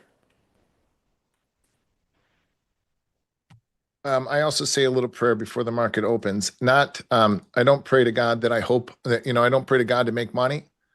I pray to God to remind myself that I am not God, that there is one and I am not it. Yeah. Well, as we get into the tape here, just looking, in Nasdaq's up 65 handles, minis up 24 to 65.81, Russell up 10, gold's a little bit stronger, up 5, bonds a little bit big. The dollar is mixed, weaker against the yen, where it's been rallying kind of for weeks now, a touch stronger against the euro. So cross asset stuff seems a bit muted. Bonds are bid again, as I mentioned, but we'll catch this open here in a few seconds. I've seen two people ask about the rosary. We're going to start. I'm going to start the rosary again on Monday. Sometimes I switch off my morning routine and I go to mass in the morning instead of praying the rosary. So next week we start praying the rosary all the time. We've got 20 seconds. So you should be right now. You should be confident. You should be carefree, fearless, and focused. If you're not those things, size down. If you're not those things, don't trade. There'll always be another bus. 10 seconds. So on my domes, I got the minis and I got the micros. 3, 2, 1, open. All right. I think 80 was the opening print. 65.80 in the S&P was the opening print. You can do this in the NASDAQ too. 65.80. So the opening range is the high and the low of the first 30 seconds. In a minute, you'll be able to see it on the chart. Look at this, Kevin. I have my crosshairs up. Nice. Yeah. I'm learning how to use computers. Thank you. Thank you. Thank you. Okay. All right. The top of the opening range is, I think, 88 quarter or 88 half. Missed that shit. All right. 88 half. Missed that. You had to kind of pick a side. So the first rotation is going to be 03. I'll buy 03s. So 03 half is the first rotation. Okay. So we're going to use 02, 04. I'd like to buy 02s, 04s. Now, if you guys bought 88 halves, have your scratch stop in. So you can't lose money. Okay. Now we tested again. I don't like taking a pullback because pullbacks are usually expenses, but that pullback worked. Just, now be cautious. See, that's why I don't like pullbacks. So if you bought 88 halves, you scratched out your 88 halves, no harm, no foul. That does not count as an expense. The bottom of the opening range is 76. So it's a 12 handle opening, 76, 75. It's a 12 handle opening range. And I like wide opening ranges because they protect us. Here's the NASDAQ for those used trading. Oh my gosh, that was yesterday. Here's the NASDAQ, 254 to 174. Okay. 254 to 174. All right, get ready to sell them.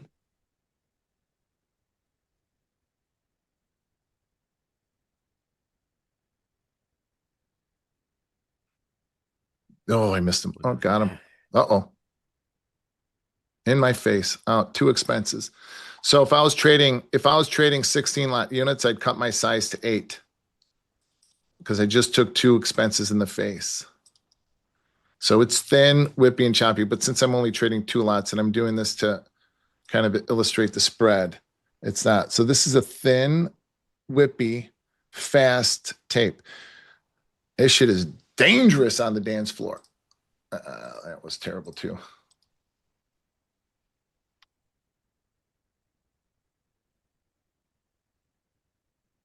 Yeah, it's gonna be like this all day. Whippy all day. Just dangerous on the dance floor. Dangerous.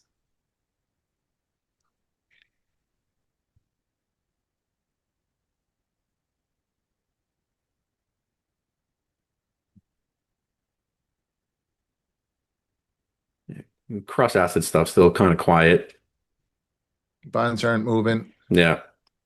I almost bought some Bitcoin last night. Just missed it by a little bit. Oh, geez. Sorry. I was looking at one of my upper screens.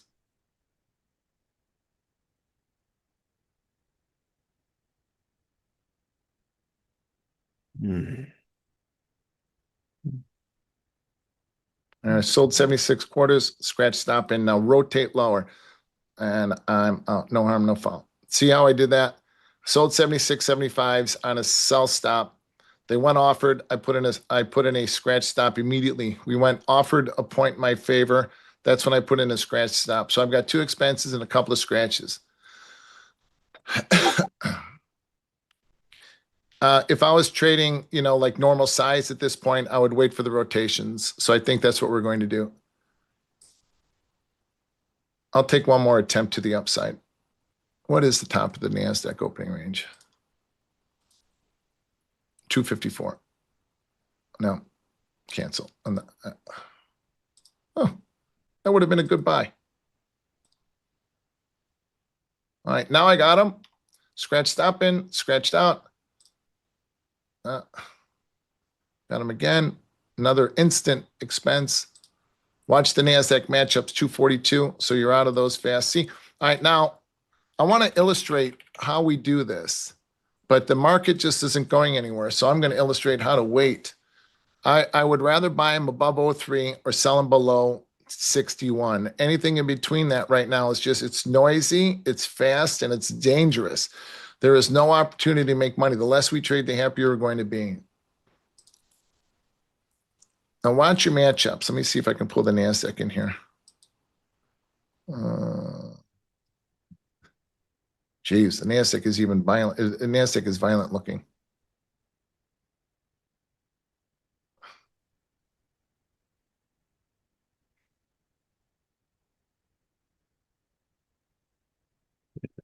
Yeah, NASDAQ underperforming a little bit here. Bottom of the NASDAQ opening range is 174. 174. So watch your matchups. NASDAQ 174. S&P 76.75. 174. Watch here. See 174 bottom of the opening range. Look at all the bars are just banging back and forth. S&P 76.75. So watch these matchups. This is a very fast tape. Top of the NASDAQ is going to be 254. Wow. An 80 handle OR. We had a 100 handle opening range in the NASDAQ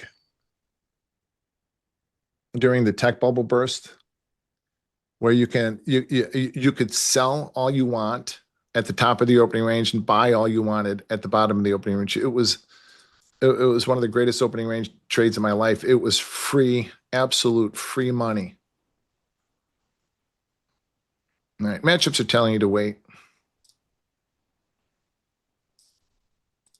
Yeah, best performing sectors right now, intraday. Housing up. That's on the bond strength. Retail's up 2%. Worst performing sectors are Bitcoin, emerging markets, semis are down. Look, the NASDAQ cannot, now the NASDAQ is getting above the opening range. Okay, so the matchups, the top of the NASDAQ opening range is 254. Top of the S&P opening range is right here at, where'd it go? Is right here at 88.5. So the market is struggling to rally, but it can't. It's having a difficult time. That doesn't mean that it doesn't. It just means that right now it isn't. So if you bought 88 halves and they popped to 92, 93 to come back down, you're taking a scratch your roof for 2. You buy 54s in the NASDAQ, you could be pitching them for nothing. So your RR is kind of your risk reward right now is no good. I can buy 88 halves all I want and scratch them out.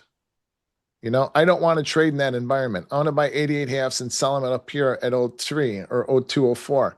But we're not doing that. We are not able to achieve the first 1500 rotation. So that tells me at this point that I would rather wait till we get above here. Because then, once we get above 02 or we get to 02, that means, and the NASDAQ get to the 65 handle rotation, that means that, where'd it go? 65 handle rotation, the NASDAQ is 319. That means now that the algorithms have direction. The algos have control of the market. They have direction in the market, and I am here to surf it. I am not a market maker anymore, my brothers and sisters. I was a market maker for many years, and this is one of the most difficult things for me to learn. I am not a market maker. I am a market taker. And right now, the market isn't giving us anything. Nothing. Which is ironic because yesterday was such an active day. People probably came in today looking for that kind of activity, and really we're in wait mode. But, yesterday also, that's a great point. Yesterday, we sat there for an hour and a half before we moved. It was an hour and a half into the day before we broke like crazy. All right, now 174. Now, okay, now the matchups are coming into play a little bit clearer. I don't like, here, listen, this is another thing too. I don't like auto center on my DOMs. I like centering the screens on my own because it gives me an idea as to who's leading. So you see the NASDAQ just came down to like 74 to the bottom of the opening range and then popped. So I can see that the NASDAQ is, all over the place and non-committal in the opening range, and so is the S&P. This is an untradeable, absolute untradeable. Cannot trade the market inside the opening range. You'll get killed. There's no reason to, because the algorithms right now are searching for direction. The algorithms are moving at pico, at the speed of whatever the fuck that is, picoseconds or whatever, and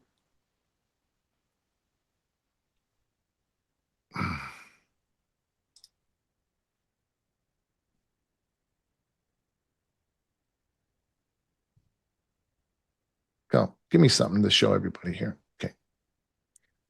There. All right. The NASDAQ took out 74, so I sold those and let them work against me, or let them work my way. So now I want to buy 5 micros at 62-ish.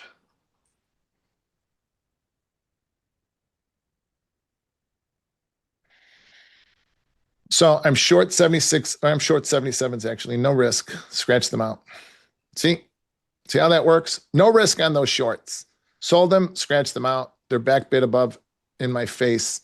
So I'm out, no harm, no foul.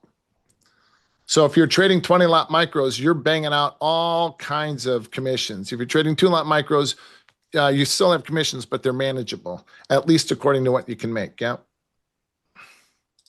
All right, let's see what some of the comments are. Yeah, it's 9:40, so we got some data in 5 minutes. It's the ISM flash PMIs for manufacturing services. So we'll see, give some read there on pace of the economy in November on, labor market and inflation. So, could be mildly market moving. Then at 10 o'clock, we get the University of Michigan sentiment survey, which typically has some, could have some fireworks associated with it. I expect sentiment will be poor. Inflation expectations will be high. No, the NASDAQ is not a bigger contract. The NASDAQ is in fact smaller. And because the NASDAQ is smaller, the NASDAQ gets like an algorithmic push quicker than the S&P does. And that push then can also, move the market a lot further than what the S&P does. The NASDAQ is a much bigger contract, at least judging from volume and open interest.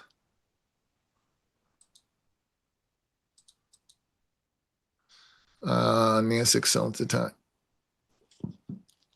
Oh, chap cap! Don't get in the habit of scalping the opening range. You'll get run over and get killed. Remember, this is a marathon. It's not a sprint. Your career is not defined by what you make or lose in one day, as long as you don't lose too much. So make sure you're here for tomorrow. How are you moving so quickly to break even on the dome? Do you have a hockey? No, just the mouse. Watch. I'll show you again. Just like click on the bids and offers. This is the bid side on the dome. This is an offer side on the dome. So watch the offers roll. The offers right now are rolling the market back inside the opening range. Well, NASDAQ is fucking, this is just Garbone, man. Now you got the indices doing 2 different things. You got the S&P moving down towards the bottom of the opening range. You got the S&P moving down towards the bottom of the opening range. You got the NASDAQ still a little bit. Now they're starting to move. I want to see them move together. I don't want to see them move opposite. All right, now let's see. Got that number in 2 minutes. Advanced decline is pretty favorable here too. Russell's outperforming, so a little bit of a rotation away from tech right now. Off from you, dirty dog. All right, I'm out. Oh shit, I covered them and they were good. Well, they're not going anywhere. All right, now the market is trying to break. We're below the opening range. The S&P is trying to break. We got that number coming out in 2 minutes. Look at how fast this tape is. So if you're not trading with which, like with the stops like I do, or getting in and out really quickly, your risk reward is just not there. It's too quick, and we still have not gotten to the first rotation up or the first rotation down. Look at, we are banging around in the OR. Gold's starting to sell off a bit. Silver's weaker than gold is. Yeah. Yeah, it's a little bit of a risk off flavor there. Why is that? More Yeah, I mean, sellers. crypto's weak. Metals have been weak. I think there's just general liquidity drain going on and risk asset weakness. I think the stocks are up because it's a little bit of a relief from yesterday right now. Vol's down a little bit, but the day is young yet. Man, on Wednesday, I was trading normal size. On Wednesday, me and Leo, I had it was a really good trading day, and it was clear, and there was reason to spend money. I was trading 4 lots and 8 lots, and that was in the minis. It was a good day. This just sucks. You sell 76 quarters, you're scratching them out. They look good. You got the edge now. That's another thing. Edge. Everybody defines edge. Everybody talks about edge, but nobody takes the time to define it. Edge. Here comes a number. Look. Yeah, it came in. Yeah, it came in basically in line. Manufacturing a little lighter, services a little bit better. I mean, kind of a not so important figure there. Bonds, no real reaction. Dollar a touch stronger on it. Yeah, look, it was a fine number. Basically, it's suggesting an economy that is, okay, slowing a little bit, not horrible. Does that push the Fed back from cutting a little bit? Maybe. We'll see. Kind of less. I think the market will just keep moving on today. Okay. Look at no liquidity in the NASDAQ too. I mean, there was no bids and offers for like 20 points for a second. Now the NASDAQ is starting to flush a bit. And back, the NASDAQ was starting to flush a bit back to the opening range. All right. So again, I'd rather sell them. Here's the rotation, 61.75. So nobody really should be short this unless you're, I don't know, kind of gambling. But underneath, I will sell 62s. No, 61, 63. I will sell 63s and sell 61s. Until then, I will remain flat. See if the market can get down to that rotation. If we can get down to that rotation, I'll sell them off.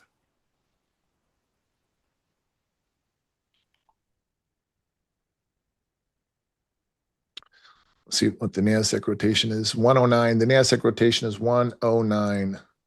109 and a half. All right. Let's see if we can get something to do here.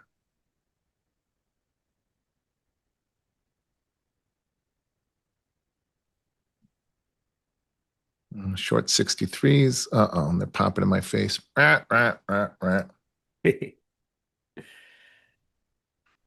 geez. So the first rotation has been reached. We take out that rotation. We got another 15 handles. See how it oh my gosh. See how it populates? If we can get below 61.75, the next one will pop in. The NASDAQ has made its first rotation down to 09 and a half. So the next rotation, 65 handles, is 44 and a half. 44 and a half. What is the overnight low in the NASDAQ? 904. 23,904. Back up to the opening range.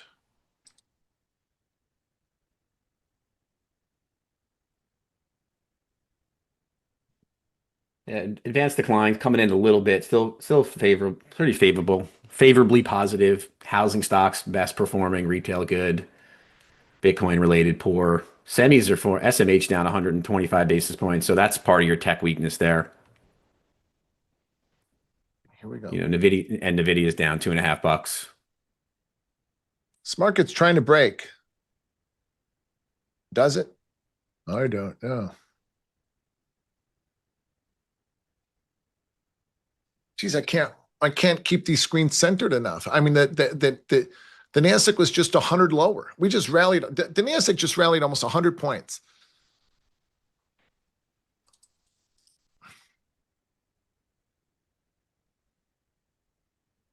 The NASDAQ low is 0.1 half. They made it down to this rotation, took it out by a few points, and my God, look at it. 100 handles. The NASDAQ, this is dangerous, dude. If I was trading normal units like this, I'd be down like 15,000. And that wouldn't be. This is what you get in a low 20s vol world, right? I mean, and the Nasdaq vol's above 30, so it's surely acting like it. But okay, yes, that's the point. That's a good point.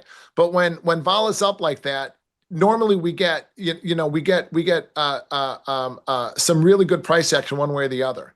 Right now we're just banging back and forth in the opening range, and that's nothing but a money losing situation. So we get down to 09.5. It's worth it to take a shot. We go bid, get out. It's worth the expense, because this shit is when this market starts moving, we have a lot of reason to follow through with VIX being elevated.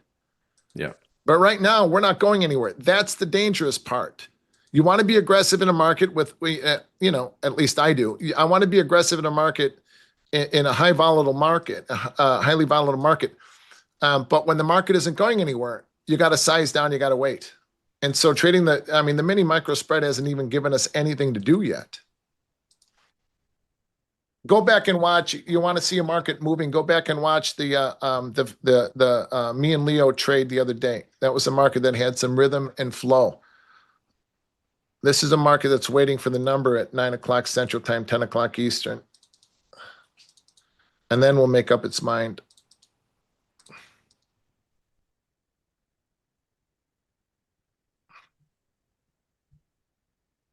So, like, if I was in the NASDAQ pit at this point, I would have sold them. I would have sold 74s, covered some. Yeah, if there was a bid, I would have sold them. If there wasn't a bid, so right now I turn around and start bullshitting. And where'd you guys eat last night? Right.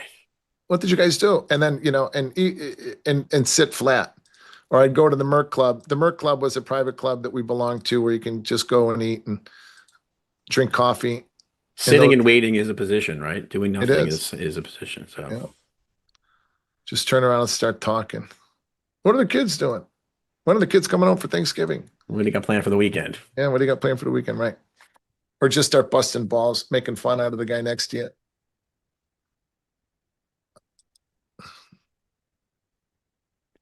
Yeah, some in the chat's mentioning gold. I think gold's interesting. If we start to get into a situation where markets are reeling and desirous of more liquidity, gold typically will anticipate that. So I'm keeping an eye on that for next week. I don't know. Yeah, next week. Gold right now is just it's non-committal either. I want to be long gold at 39.83. We're 100 points away from there. I don't really want to. I'm not really interested in being short gold anywhere, except for 43 after 44 even. I'd sell that if I was flat. But there's nothing. All right, let's see what some of the chat's saying. Some of the questions. It seems like a fraud. Yeah, Edward. It seems like a flush down to pre-market lows. I know. We're below. If we're below 76, 75, that's what it seems like, right? But then we come back into the opening range and do nothing. Leo, Leo.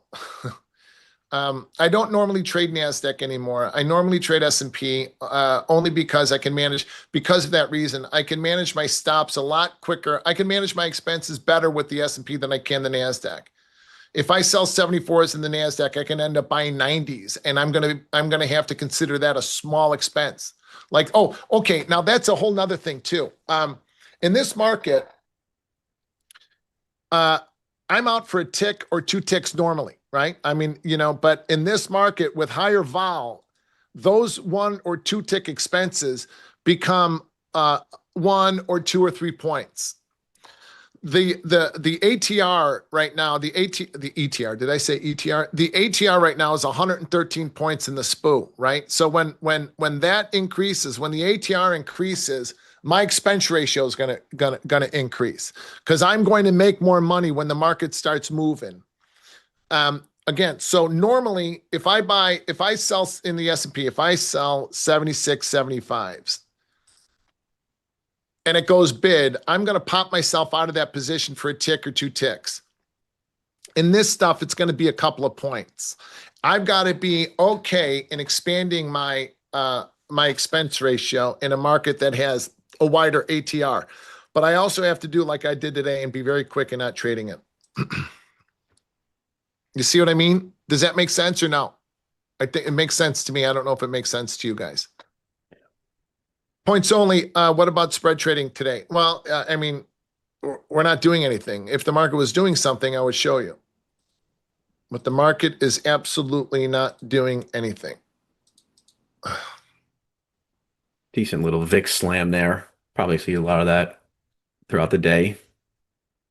I think anytime we get bid above the opening range, I think we can see the VIX get slammed a bit. Okay, now I would rather buy these 03s than to buy 88 halves. But if anybody bought the top of the opening range, put your scratch stop in. If you bought 88 halves, put your scratch stop in. Do not turn cardinal rule of trading. Do not turn a profitable trade, even if it's 1 point, into an expense. All right, now you got the schnazzy. You got the schnazzy starting to rally. All right, now the Nasdaq is above the opening range, 254. So the Nasdaq is gonna trade up to 319 as long as it's bid above 254. If you're long the Nasdaq at the opening range, put your scratch stop in.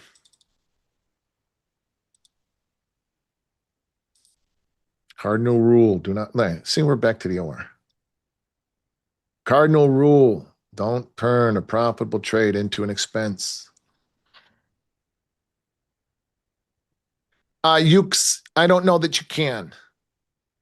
With the proper count, I don't know that you can do those. I don't know if you can trade the mini micro spread. I know you can, but I think it's, you know, the rules are different with each of those companies, those funding companies, right? So know the rules and, you know, and how they act and react. Yesterday was a huge trading day. Wednesday was a great trading day. I think I made like $10,000 on the stream. Today, nothing. Today is nothing. Today is a nothing day. A big nothing burger from a trading standpoint. That doesn't mean that we sit as a nothing burger. We can, I hate that expression. Every time I hear that expression, it reminds me of Hillary Clinton. Nothing burger. But, you know, today is a big nothing burger.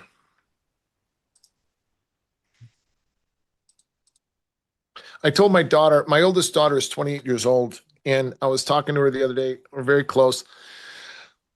And she was, you know, she's a young, you know,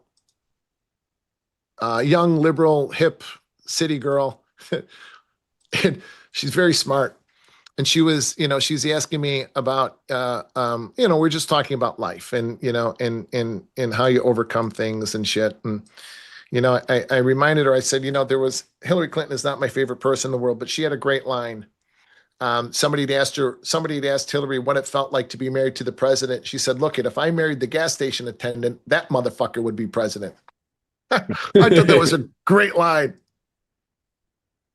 So, you know, the most important decision you guys make besides accepting God, you know, or choosing faith in your life is to make sure you marry the right person. The most important decision besides faith, hope, and love in your life is who you marry.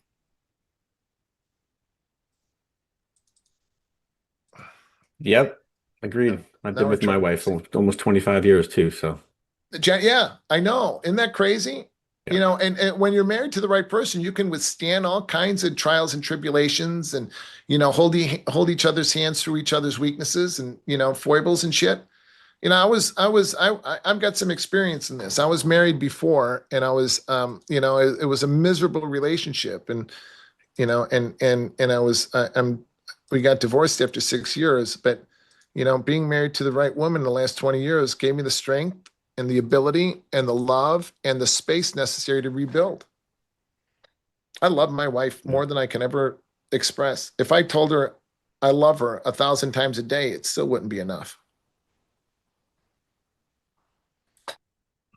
Well, we got 2 minutes left here to 10 o'clock. We get this data again. Market is grinding higher. VIX is, you know, down a touch, but really, you know, I don't know, the reaction from after yesterday's sell-off, it's not so impressive, right? We're not really getting kind of the bounce I think people maybe were looking for as we head into the weekend here. So,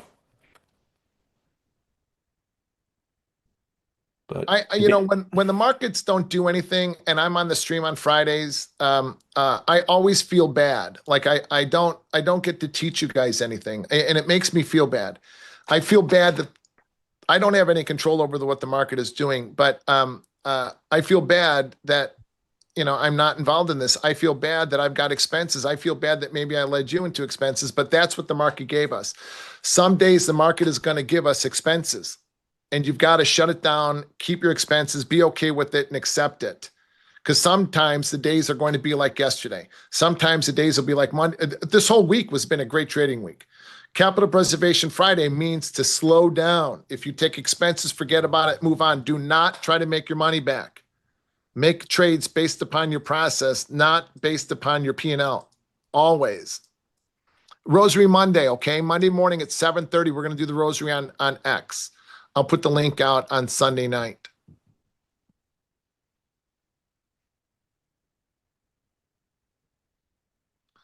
So guys, do not gamble with your dough here. We're not doing shit. We got a number out in a minute. Watch the size of the bids and offers disappear. All liquidity is going to disappear in front of this number. Look at the NASDAQ. It's got nothing going. Look at gaps. Look at, here we go. Nothing yeah, for 50 points. inline sentiment number, inflation expectations a touch softer than last month, but still reasonably elevated. So kind of a snoozer again there. But volatility will come in on that. Look, get a little pop on the back of that. Pop back where? To the top of the opening range. What's up, fellas? Good morning. Hey, Good Pax. Hey, morning. Craig. Hey guys, how's it going? Not too bad. Not too bad. Chris, how you doing, kiddo? I'm good. How are you? I'm doing all right. XY, how are you, Lynn? I'm good. I'm good. Short from the high, long from the low? Long from the low, NQ and gold. Of course you are. Well done. Holding one for the data. We've had really, really good ranges, so the scalps paid really fast. 50 points in a flash each way, 90, 100. Yeah, so it looks like for NASDAQ, it's going to come back to my runner here on the data, and gold looks okay so far. So again, guys, if you had big trading weeks, this was a six-figure week for you. Preserve and protect your dough. Don't be a hero. Don't buy dips and sell rallies. You'll get run over doing that shit. Yesterday was an easy 200 points in the S&P, an easy 1,000 points in the NASDAQ. Today, got Sangul. Preserve and protect your capital. I'm done. I'm done here anyway. That was fun. That was a good time. That was a good 90 minutes. I appreciate it, Pax. Learned a lot from you on that power session there. It would have been a good 90 minutes, Craig, if the market had actually done something. I'm sure the next 90 minutes will do something for these guys. I think so too. Yeah. All right, guys, have fun. Have a great weekend, everybody. Chris, God bless you. XY, God bless you. Everybody in the chat, thank you for your questions. If I didn't answer them, which I know I didn't because I was trying to concentrate on showing you something and nothing happened, leave me a DM on Twitter. Follow me on Twitter at PaxTrader777. Go to my website, www.thepaxgroup.org. See, I just showed how old I am by saying www. Just go to thepaxgroup.org. And ask me questions or whatever. You guys trade them up. I'll see you all later. Take care, guys. See you guys. Take care, guys. Have a good weekend. You can't.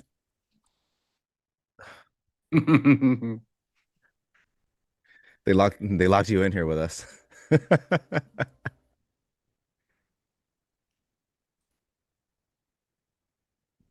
Oh, he found his way out. What's up, Chris? Good morning. What up? What up? I was short at the highs earlier, and after some partials, I got stopped out on the rest, and here's the move. I just missed getting back in. I've been long NQ the entire time until just stopped working, and then finally cracked and longed it again down here, probably the one right under the 130s, and Clearly wrong side of the market, but the longs have been paying me very well. It's also because these bounces have been really fast. I mean, anybody's chart, right? If you're looking at your chart, the move back down from the lows is super fast. Move back to the highs from the lows super fast. If you are trading at the edge in any direction, you'd have made plenty of money today already. Yeah, Gold, what's I've up, just been chat? sitting in the same Morning, trade, high low everybody. trail. Hope you guys had a good week. It was a good short yesterday, huh? Hopefully you guys made your points. Yeah, I could not believe yesterday. I think by the time me and Nick signed off, we just cracked the range. And then like almost to end of day, one of my buddies like, can't believe we sold 1,000 points. I was like, we did what? Yeah.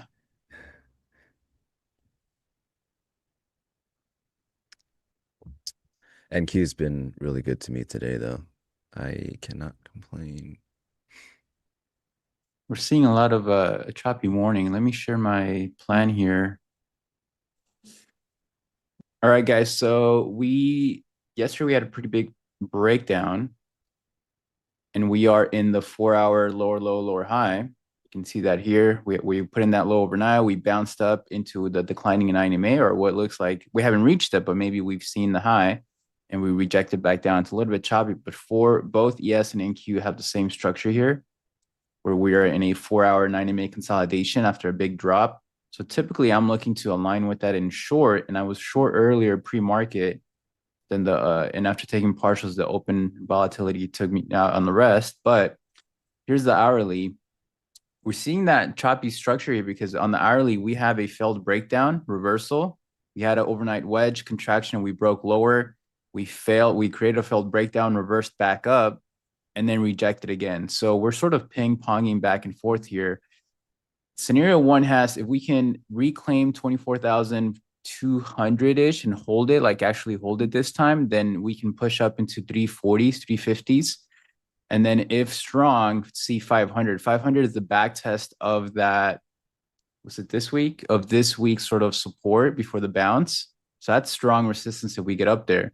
If we cannot reclaim this 200 area in NQ, then we can push back down to 24,000, probably 24,000, 24,040, and then bounce, which sort of did in that push lower. We hit 60s, pretty close to it. So let's say now we can reclaim 200 and push back up, then we know we're going to be following scenario 1 and scenario 1.2. If we lose 24,000, then I don't see why we don't come down and make new lows into have 800 as a big area, which is the back test of this prior mostly August consolidation, and then maybe bounce. For ES, a little bit of the same, failed breakdown, struggling to get above 93. It really needs to get above 93 to push up to 66.18, which is back testing that consolidation from earlier in the week, which is strong resistance. We would pretty much be pushing up into that area. If we lose 65 60s, then we can come back down to 65 40s. And then if that fails, we move down to 64 90s, 64 80s, which is the next area of support, strong support. But right now, it's a little bit of range bound action and nothing really for me to do in here. I know XY is catching these edges from one edge to another, right? Yeah, only long side though. I'm a bit long biased for the session, but yeah, I'm only catching the long sides. Hi, Tracy. I can go outline my whole thing. So for the NASDAQ, seeing this profile develop here overnight, to me, it's like if you don't trade order flow, it's similar. It's like a doji candle, right? We've got a pretty decent tail, some excess down here, right? 2 attempts, and then this one led to a really good move up. Majority of the build is up here, and when they do trade lower, there isn't too much volume. So with that in mind, we're trading on the high side of the profile, and we're getting close to these edges right here where they've just completely held against the downside. And so we're getting close. We're getting close to VWAP, and they're just constantly bidding this. So I'm grabbing these longs and I'm scalping them out every time, trying to hold one for a big break, and they always come back. But then I'll get back in and again until it finally cracks, right? Takes that break-even runner and then dips down. So the first move down below VWAP led to this spot where volume tapers. So you can see this wick right here. Let me blow up the candle. This candle here wicks off right at this edge outside of the value where volume starts to really taper. There's a lack of interest in the market. And if they show me that again, I'm long again. So I'm long again. And this move is crazy. This one paid really big. All these trades, only 3 lots for me, because it's a really fast moving market. Even if my stop is tight considerably, it's still like 20 points. And then you have to account for possible slippage. This one finally got the break, which was nice. I held one for data, and that one came back break even. So these have been paying really well, even though they're just 3 lots. The moves have been 90 points, give and take, from edge to edge. This one ran a lot, many points, almost 160, 70. But I didn't take that one off because, well, I have a really padded P&L. And if this were to convey, if the long down there was to convey, I do expect us to tag the 350s at the least, and then the 400s. So I was willing to hold it and see if they hold this spot, the 170s, for the entire move up. So didn't pan out that way. Gold is being a little nicer to me. I don't actually know about this gold long anymore. It seems like it might be stalling because they're building in this node. I wanted them to continue higher and hold it as a low volume spot. Actually, you know what? I have a low of day grab. I'm not going to give up that access. I'll get into that in a bit. But gold, same idea. I wanted to see them pull back from this spot from the morning because we did have a hold here again. So they finally peaked under this taper. There's not enough interest. Big candle out. Developing candle was pretty bearish at the time, but I think this is going to be a good hold. So I managed to get some longs. I literally limit ordered 3 at a new low of day, and it looks like I got very blessed on this. They cracked it, filled me, went maybe 2 ticks lower. And this is why I don't want to give up this access. This could come back to me, but this is low. This is literally low of day access. I don't want to give that up right now when this could possibly trade the 90s. Don't want to give it up for 10 points. That's the idea. Not willing to give up this access to the market for 10 points when this can go for 30. That's how I'm viewing this. It is risk-free at this point, but to me, risk-free, sure, you'll say risk-free, but there's still like $1,000 on the table, right?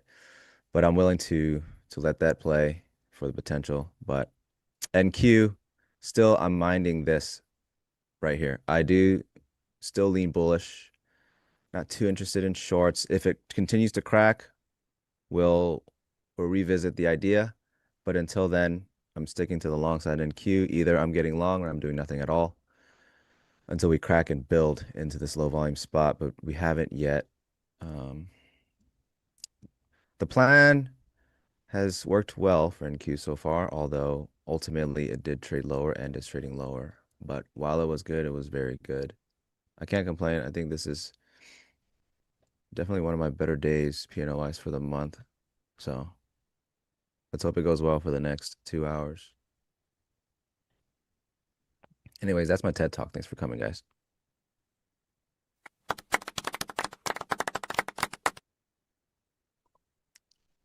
And while we're watching, let's get those likes up, guys. Only 300, and there's 1,100 of you in here. Got to support the network. If not, XY is going to start charging. Yeah. If you guys taper on the likes, things will start costing money. It's just the way life goes, guys. I don't control it. I don't make the rules. Are you still short from the highs? No, the earlier action stopped me out after taking partials. Mm. Yeah, it's pretty volatile today. We've got about 150 RVol. For scale, yesterday was about 100. So I like it. This is definitely my kind of market. Easier to read order flow for me because everything's a lot more reactive. So see how the rest of the session goes.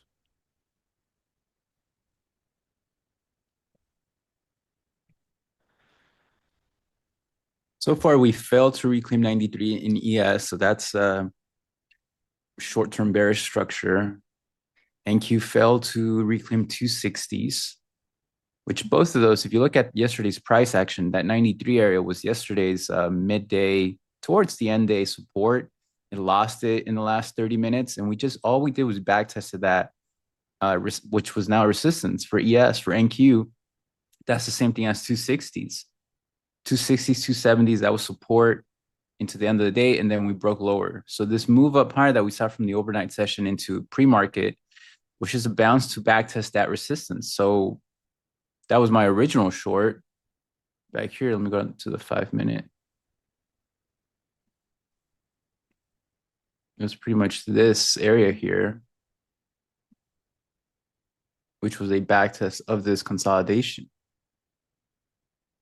They're still making these attempts at the lows. ES got stuffed 3,000 lots at the lows. Yeah, I mean, I think unless we reclaim 93 in ES, 93, 95, and 260s, 270s in NQ, I think we see new lows. Yeah, it's So, I mean, that's super sort heavy of right now.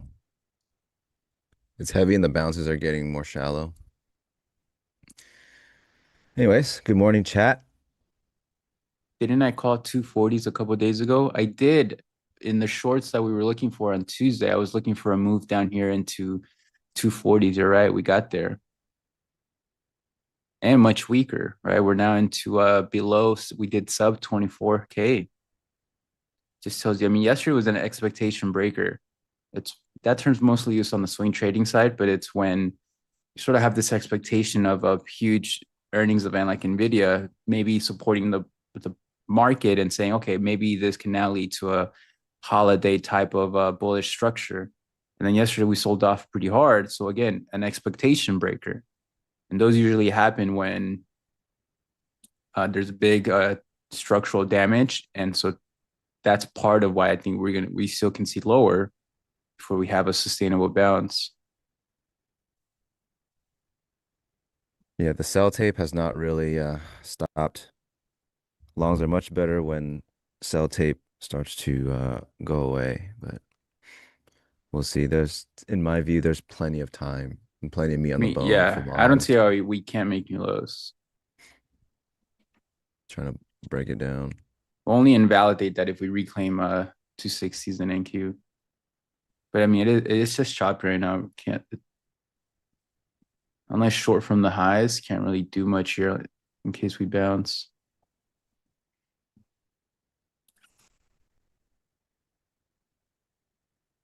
Good morning, Tracy. We lost the hourly 9MA. So therefore, more There's that low. confirmation on this break lower. So I'm looking at chat. This kind of market is hate it or love it, huh? A lot of people are saying it's the worst. I'm having the best time with it.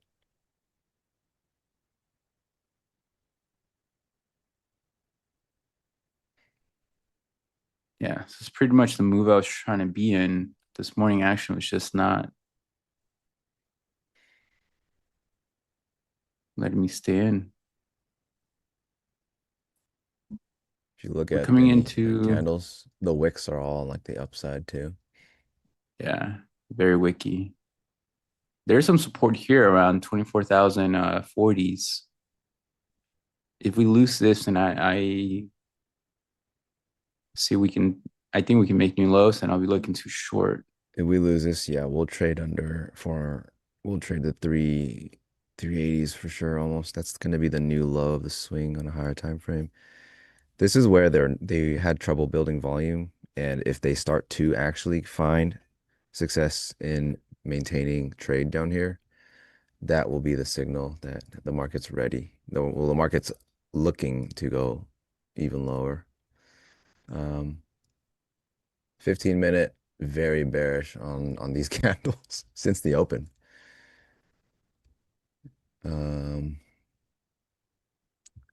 Yeah, that's definitely something. ES is trying to sustain a bit. There's actually a lot of tape crossing on the buy side ES right now.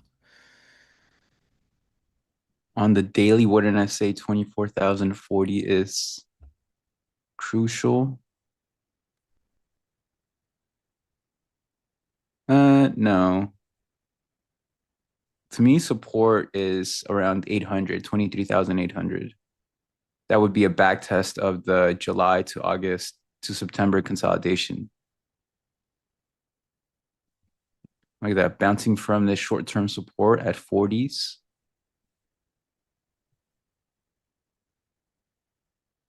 So far, all we have seen here, if I can move this over here, is scenario 2, which is failure to hold 200s in NQ and then move down to the next support area here at 24,040.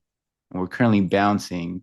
So I see this as a range from here to here. And we're just ping-ponging in a pretty wide range here. So we need acceptance down here at 40s to then get a move to new lows. If not, we can push back up to the top of the range around 240s. Same with ES, tested the 68 zone. And if it can reclaim and hold, we see 93, if not new lows.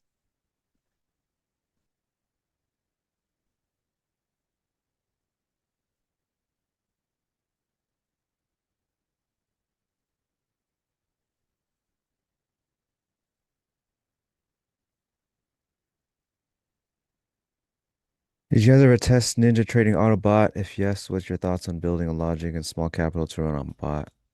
My brain is too small for that, so no. Trading View? No, this is NinjaTrader. Chris is on Trading View. Wait, Yeah, are you on Trading View? I chart on TradingView. Bearish 15-minute harmonic completed. Yeah, 15-minute has not done anything bullish since the open. As of right now, I am still longs or nothing. But obviously getting long now would be suicide. So we are nothing.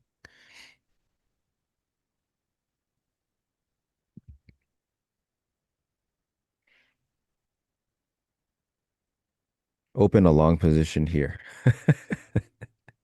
You just want to see something.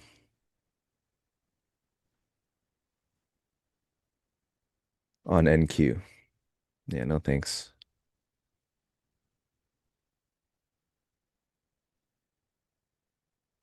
He just wants to see something.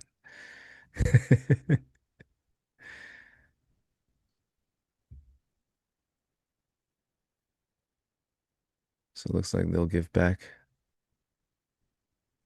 They'll give back this candle here on gold.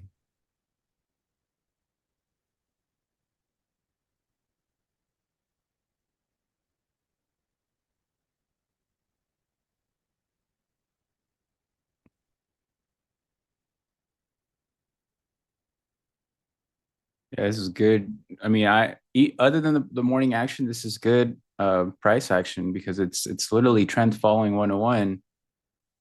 We're in a downtrend, right? We found a low, we bounced into resistance. That was yesterday's support. Yesterday's support became today's resistance, and that's typically what you get in a downtrend.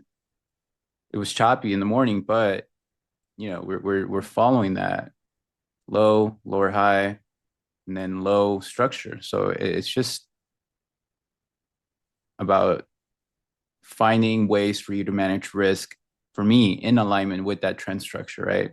So I was short here earlier. I got short here at the break of this 9MA structure. I took partials over here. And then this action here took me out on the rest. But when I try and get in these pre-market trades or right at the open, my idea is if I can get in, take partials, and then hopefully ride the rest for the rest of the day, like you guys have seen me. So this is pretty much a really good structural day from what I can see. but it's just really choppy in the morning. And if it's going to go back and be choppy, then, you know, a classical OPEC stay might not be a lot to do.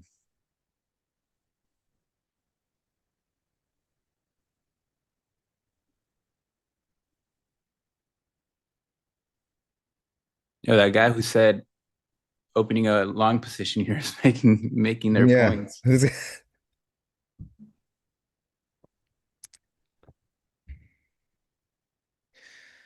Yeah, no, that trade is definitely not in my playbook.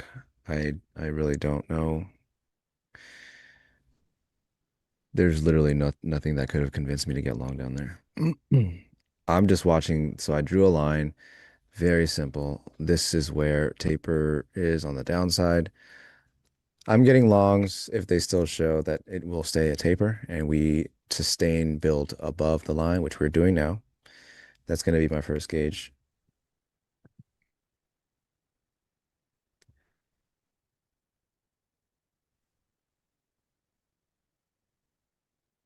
Yeah, The tape is Cooper, finally you're turning right. too.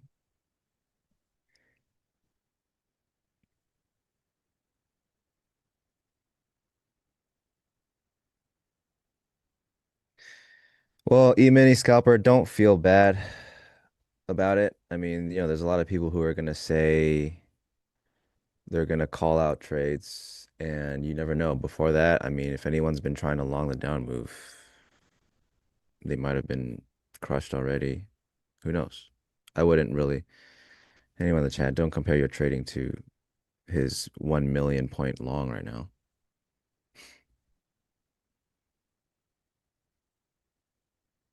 Yeah, this was the key. Just this down here. I wanted to see it maintain a taper, lack of volume. Unfortunately, they didn't come back for me to get along under this line. So that's what the market does.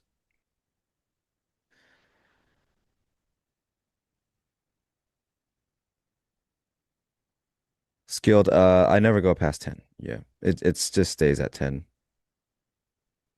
Um, I manually reset often, but yeah, I keep it default 10. I have no interest in making it longer than 10, but I'll reset if And need what? be. So gold made a pretty cool move. Wait, 10 what? Um, on the DOM, there's a bid ask column, Oh, and you can okay. set it to like if price leaves this price for X amount of seconds, when it comes back, it'll give you a new print, like a reset.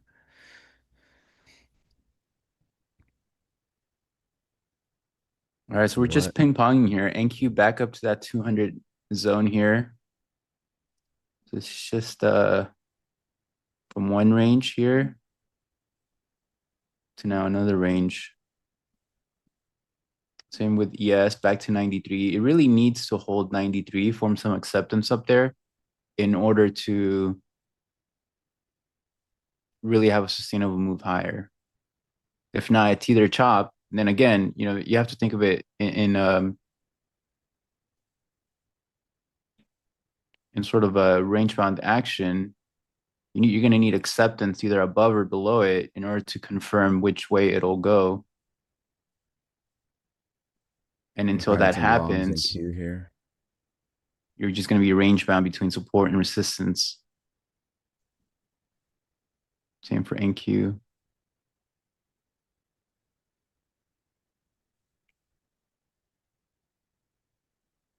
So let's see if we can get some acceptance on either side and then get on a trade.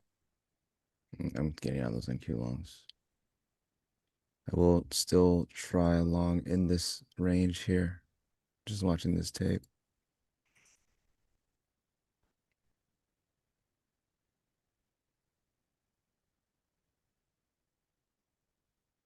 What's NVIDIA doing? Oh, yeah. What do you want it now, huh?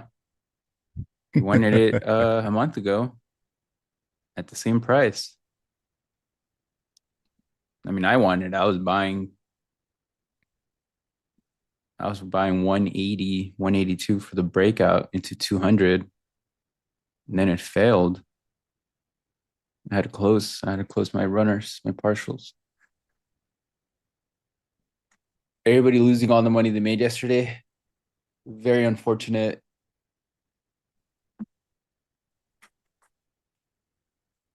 That's why you have to. I mean, for me, if you wait for your rules to be met,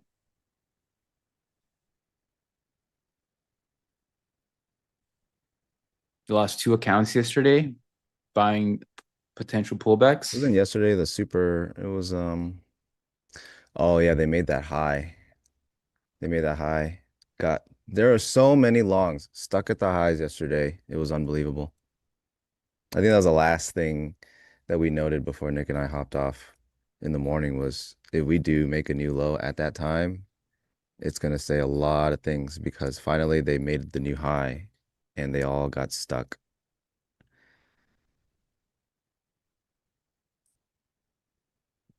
I shorted the midday bounce, which happened around what time? Lost to 1 work for o'clock, 6 months. 10 a.m. for us. Yeah, I'm telling you guys, this one's lower unless we can reclaim resistance. Like it's just, it should be that straightforward. We're in a downtrend. You need to find acceptance of resistance.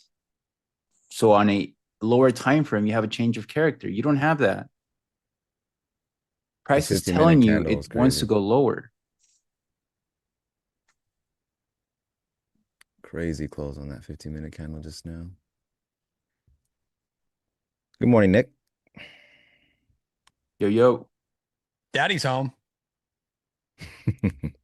That's a good bite. IB has been put in 270 points. A lot of passive bid at that new low. Just need some acceptance down here to engage. So if we can hold 40s and fail to bounce like we've seen here, right? We move lower, bounce, move lower, bounce attempt. Let's say we reject and now we start forming acceptance. Well, that's a extremely micro change in structure, right? And then you can break down. I realize I'm on the 1 minute. I never trade on the 1 minute. You're on the 1 minute? Yeah. Oh, you're saying everyone's on the 1 minute. No, I was. I don't know why I moved to the 1 minute. I feel like when VIX is really high, lower time frames are better. Or else your spread is going to be like on a stop like 100 points, 120 points. Well, for me, I know you trade differently, but Omni says, look, I DM'd you already, but I want to show you publicly even. I haven't seen my DMs, so I have no idea. But if you're shilling me, hey, I'll take it.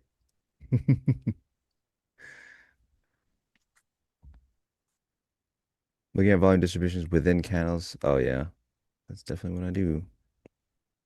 Indicator used yesterday really works. Indicator. We don't want to talk about that one. That one's a secret. That one's a secret. You wait, because if we don't get enough likes on these streams, I have to sell it. So don't tell everybody, yeah? It's top secret. what is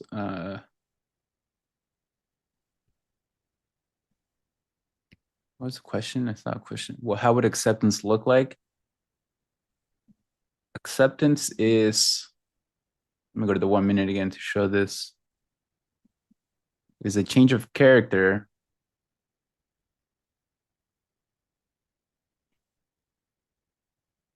What is this? I do not want, are these clouds?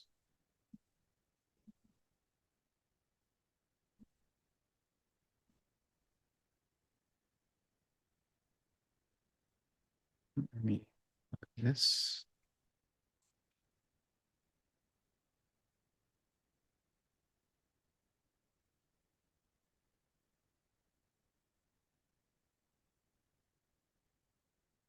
Okay.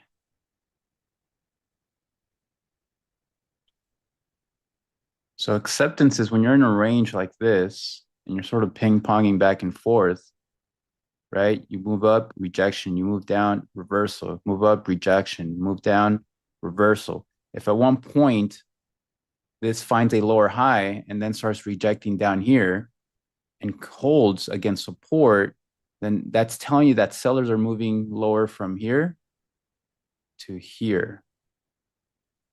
Actually, like this, I might short here and then have a stop. I just got stopped in a long right there. That was a I'm gonna lot of try the buying. short. This thing might just really die here.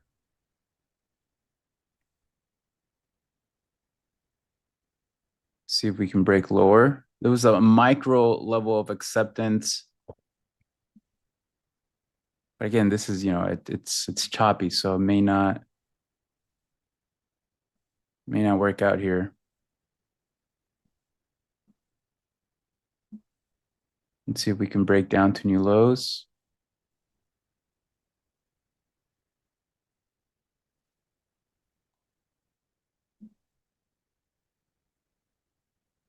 So we did have a micro level of acceptance here where we bounced. One second, guys. Let me manage this and then I can trying to navigate chat. All right, let's see if we can break lower. We're losing 40s. We need some momentum to the downside, or else we're just gonna shoot back up and remain range bound.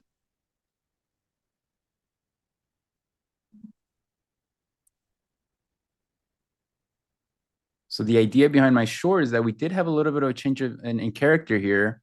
I was sharing that we were bouncing back and forth, ping-ponging. The latest action here is when we came down to support, we bounced back up and rejected twice. That created a little consolidation. I call it a 9MA sort of box, wedge, whatever you want to call it. But that's a change of character because we're now bouncing back up to the resistance area. So I'm shorting that because that is a way for me to manage risk. Price structure is telling me it's holding into support. And now the 9MA on the 1 minute is helping me drive price lower. Does that make sense? All right, I took half off of 1 hour just because I don't really trust this action. And now I can sit on the rest of this trade and just hopefully ride it to new lows.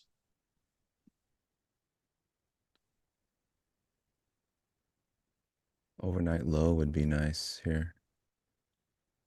There shouldn't be too much in the way. Hopefully that made sense on the question on acceptance. If we make new lows, I'm looking for 23,800. And hopefully my stop remains protected and I can participate in that.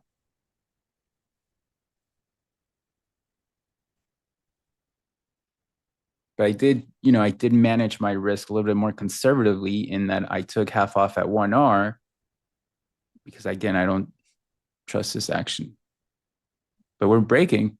And again, guys, going back to my earlier comment, we're in a downtrend. The only thing we did was bounce to create a lower high in the downtrend. Why would we argue against that, right? Like we're seeing lower low, lower high, lower low, bounce, lower high. Can a new lower low happen? All we did was bounce to backtest yesterday's support, today's resistance. And that's literally trend following 101.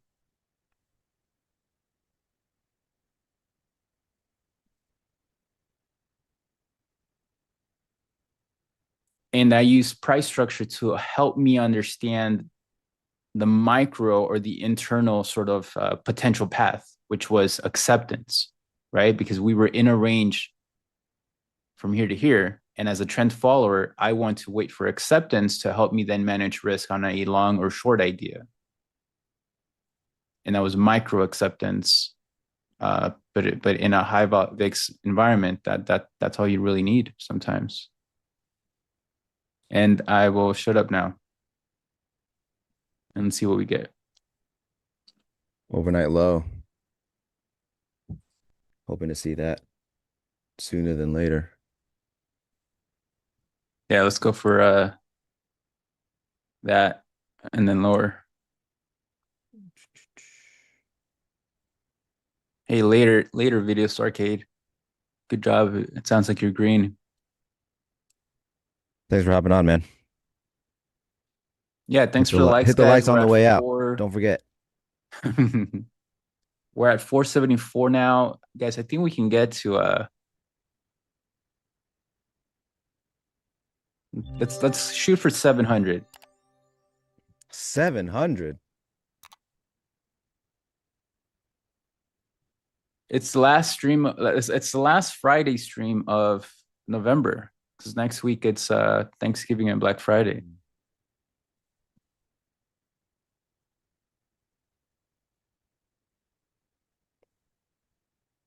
Looks like they took out the gold runner here. Gold once lower, probably back down to the 50s right here. 40s, 50s.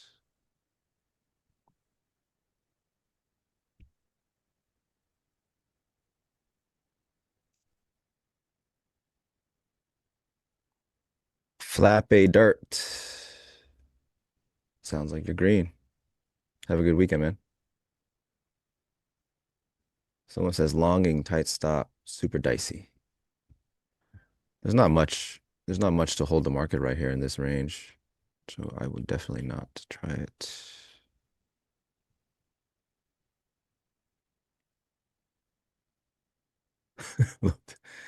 Wow, the other guy said he's still long.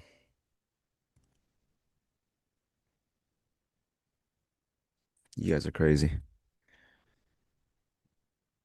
Yeah, I'm trying to see overnight low. Dragging their feet.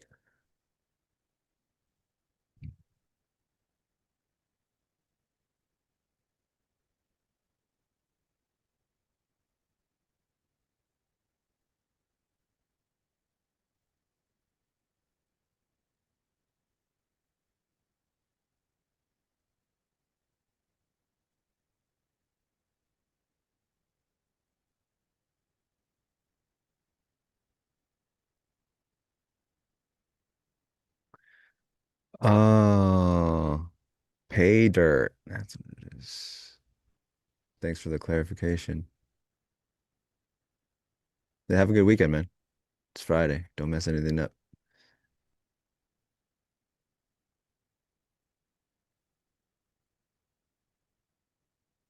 We can go make new lows.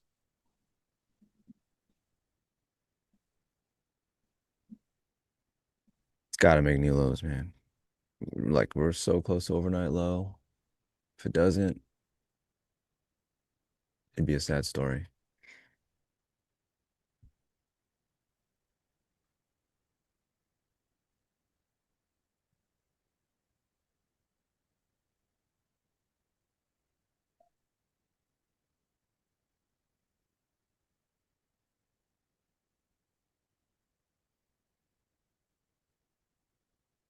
So close to the low. The rest might stop me out, and I'm okay with that because I'm looking for lower. So I have to be okay with the rest of the trade coming back and stopping me out. Just have to, or else I would never be able to participate in trends if I get out when it's sort of going against me.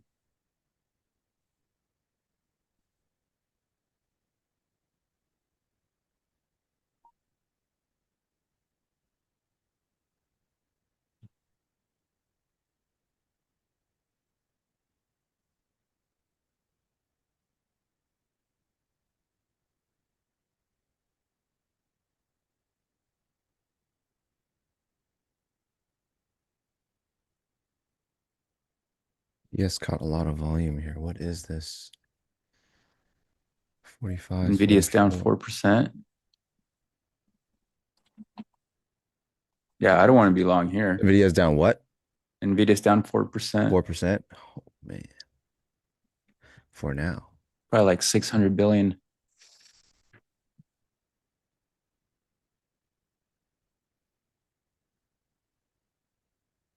We're getting some good build here. You know, we looking like we're gonna bounce. Yeah, we're due for a bounce, so it will, but the question is, will it just reoffer? That's going to be the whole thing here. So for NQ here, guys, Remember, we were looking at scenario 2 at a possible bounce from 24,040. Failure there or acceptance could lead to scenario 2.1, which is a move to new lows. And what I believe we can see is 800. We can totally not see that happen, but my short is now in alignment with scenario 2.1 to see if we do make new lows. If not, we revert back to scenario 2.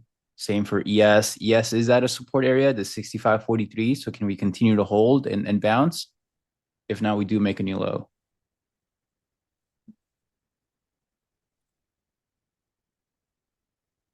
Looking to see if they can get to the IB and then the 9 EMA around the 60s. And reject or Possible reject. I'm trying to just take off profits at some point first. or you're long? I'm long, yeah. I'm gonna take off one. Very nice. I'm gonna hold this actually for the 60s. Get to the 50s here. So it came close. All right, I'm taking some off now. I'm gonna try to get 2 off here. Yep. All right, we're down to 1. No quant. I trade with him though. I talk to him every day.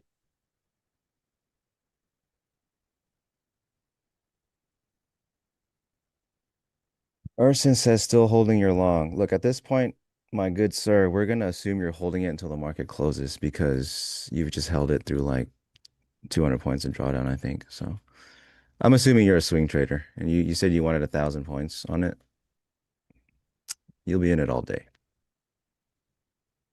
Yeah, So this is where they definitely could reoffer. My stop is break even on my last lot here. That was a nice quick long, but they got a hold. So I do prefer to see a hold in the 980s range. Hopefully, if they're gonna bid this, they get back down there. But we have a sloping 9 EMA. So there's a reason I targeted it and I took my money off there because a sloping 9 means continuation generally. It's just there's a really crazy bid in the market right now, and they just rejected the volume they built on the way down. So that's yeah, a good bull case for now. it's But more range bound today. So, it probably will be a sort of better day for mean reversion as we ping pong from all we're doing is keep expanding the range that we're in. explain reoffer. So a reoffer is just like a continuation short on a pullback. You say reoffer because that's where the market had an offer. And then when it comes back to it, they offer it again. So in this case, it would be around the 60s, where they are looking to try to offer that now. So what I'm looking for now is where does that offer go? Right? Do they get what they want?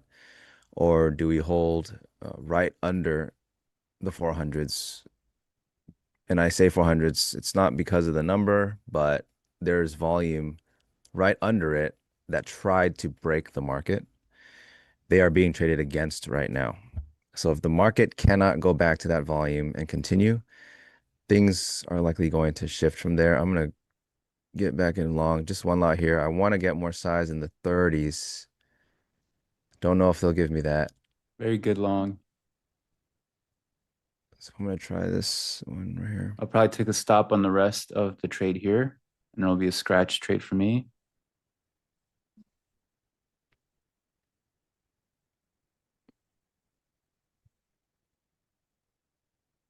And then if we form acceptance above 40, then that would change the microstructure again to then say, okay, we're going to hold and then push up to 200 again. So what I hate about this long is I only have one lot right now. They're not really giving me downside to add. But right around 100 is going to be that old volume that we left in the market, tried to build on. I'd like to take profits off there, but I'm only sitting in one right now. So it's going to be a decision, game time decision. They could certainly sell 100 even around that spot. But if we do start to build, I'm going to hold this one lot as like a cushion if we're up there. So that if we build Beautiful. above the 100s, I will use the open profits to get some size on and be able to mitigate any risk adding up there. So that's the plan for now. Market's got to give me the opportunity. So we will see. ES is forming a really, really good range here from 65.40 to 65.93. That'll set up a really good, the next trend that we get out of here, that'll be really good. Here's a 15-minute to see. I took a stop on the rest of the trade. I'll just continue to wait. But here's So the they're range trying that hard to buy through. I am very ES is wary of this in. right now because if they don't get what they want, could be death to buyers again, and it's where the market naturally would offer again. So considering those things, I mean, that was a really good bounce. it was, yeah. Paid Ran fast too. to 43. I'm gonna get in one more here. I'm in for two. I'm gonna hold on to these.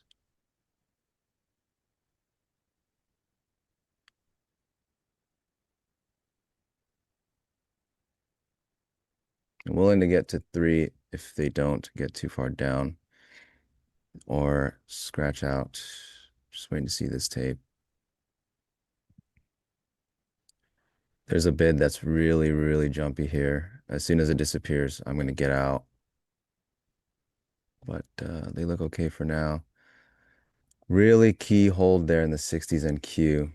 Huge offer coming in. The fact that they held against that offer means a lot because it's something they haven't done since the whole move down. They have not held against an offer until right now. So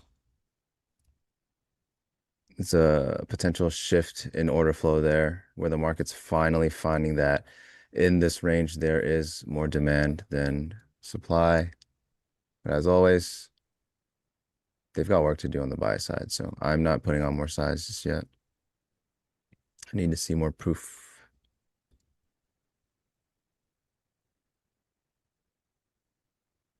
So I'm willing to add in within the range down to the 20s. If they start trading under even into the 20s, the mid 20s, I will probably get out of this trade.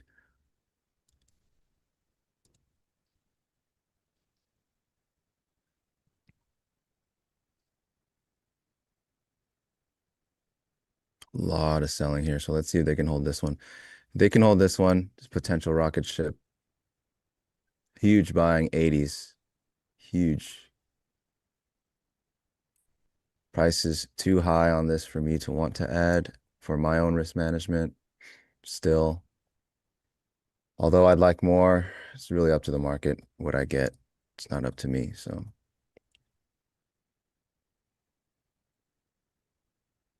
still a bid. Wouldn't say they are rewarded just yet. So still very wary. If we slide down with this bid, it will be potentially really ugly. So finger on the flat button for me right now.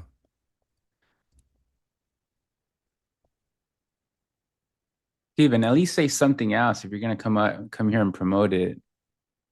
Say hello, say good morning. Putting on my last one here. I'm in 3 lots. That's the spot I wanted. And we will see. If they come back down there, I'm out. I will get out of this trade. Hey, Garrett, I saw your comment. What do you say? I'll let you read it. It's above. Trying to watch this tape right here. I'll get to it after. I'm gonna stop out actually. I think maybe. Yeah. So what's he promoting? Check So if gold. we reject back down, that would be pretty annoying because that's why I did not, I don't typically move my stop to break even unless we've reached like a 5 to 6, 7R on the trade. We only reached from my short. I think my short was probably somewhere here.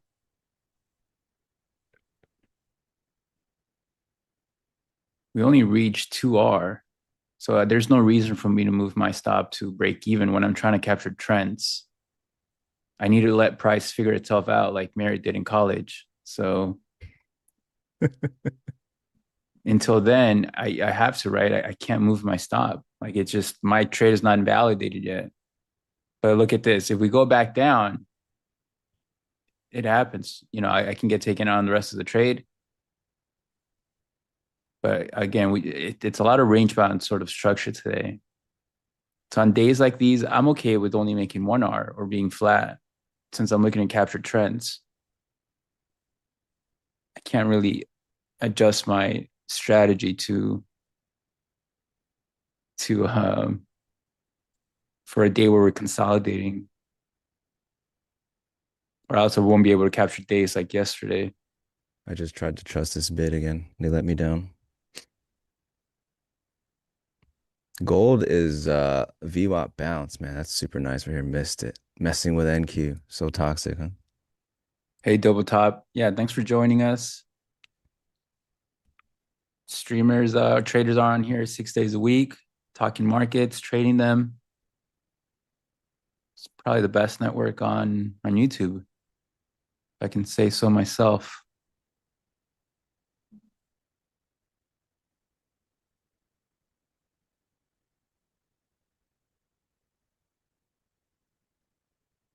I want to talk to NQ right now. Yeah, I'm still messing with NQ. Let's see if these longs work.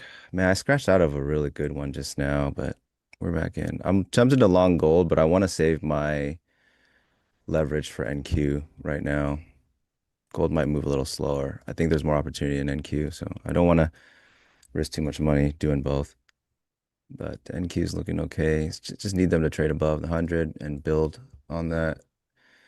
My entry earlier that I scratched out was in the 20s.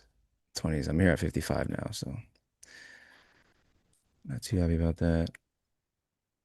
They just offered this swing again.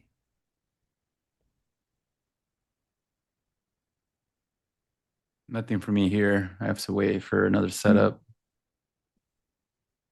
I get 2 to 3, maybe 4. I mean, now in the high VIX, probably 4 for short setups a day. There was one earlier that I took and partialed out and then stopped out on the rest. This one, so that's 2. Could say this was 1, but I was not looking for a long. So I have 1 to 2 more opportunities today. What time frame do you guys find levels? I use a 1 hour chart, but I use volume profile, daily profiles to get my levels. I'm not taking any profits until the 130s on this. So yeah, we'll we see were if they so can get far there. holding that 40, that 24,040 we reclaimed, so you have that going for you. Yeah, but they still can't get above that old Yeah, it's old still volume. struggling. I'm flattening that. I'm gonna scratch that out. I think we just offer from here. I'm not willing to get longs above the 20s now. If it runs without me, it does. So be it. We're forming a little wedge here on the 1 minute. This is either a reclaim and hold of that 40 level, and then we push out and go back up to 24,200, or we eventually fail and then go make new lows and finally get that overnight low. ES What's looks going on here? a lot better than NQ right now, too. Yeah. I think he's just going through a lot of NVIDIA fights. So let's see who wins here.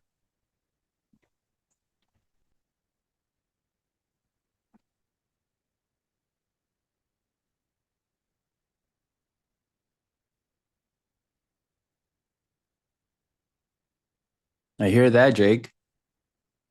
I agree. The tape is dying on the bid side.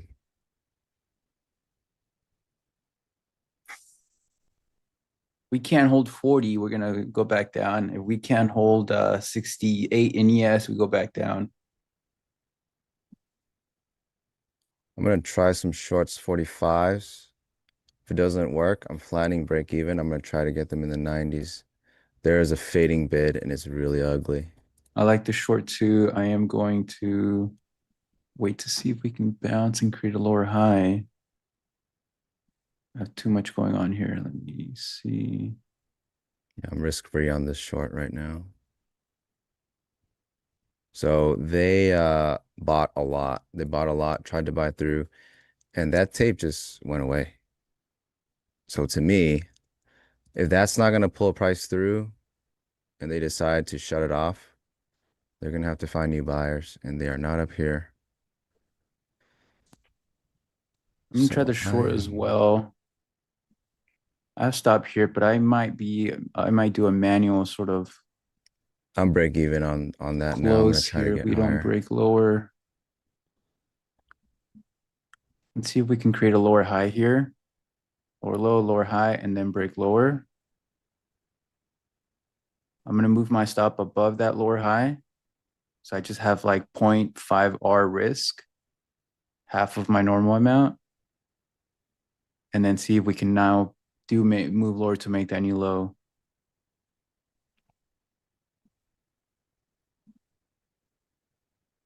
Oh, on the hourly, I just noticed QQQ on the hourly, we have a doji Yeah. at the bottom of a downtrend. So we might be trying to put in a low here. Let's see. I'm holding on to shorts right now. Yeah, structure's leaning downward. The buying up there, they got stuffed. I think they're gonna give us liquidation tape. It was similar to yesterday's high in activity. Oh, All right, I have a stop above that the 1 minute lower high, looking to see if we can break lower from there. If not, I'll take a 0.5 R loss.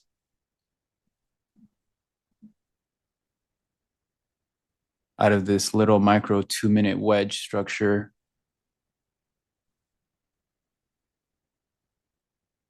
I've got to stop in the 60s right now. I am I willing think to add on this short if it continues to hold against this bid. some negotiation here taking place. Come on, give us new lows.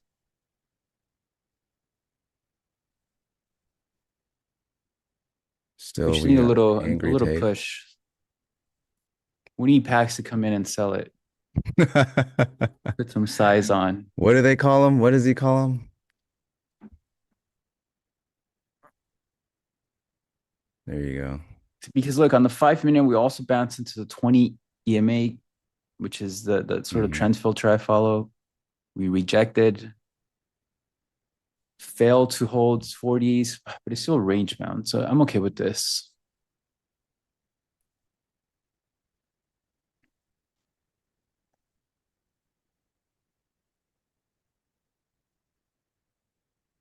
Really sticky in the 30s. So much buying in the 30s. I like that now we have an opportunity to liquidate them.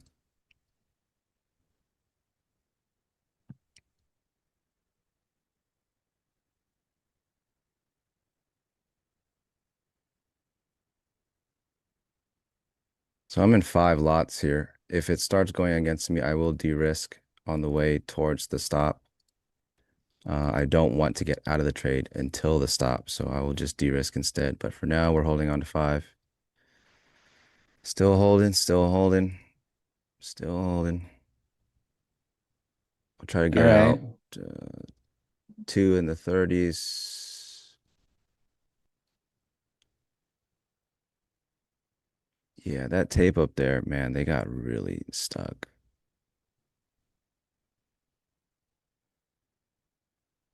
See if we Close can have to some take follow profit. through. 70s. Yeah. Came about 10 points of my take profit. I think we'll get it.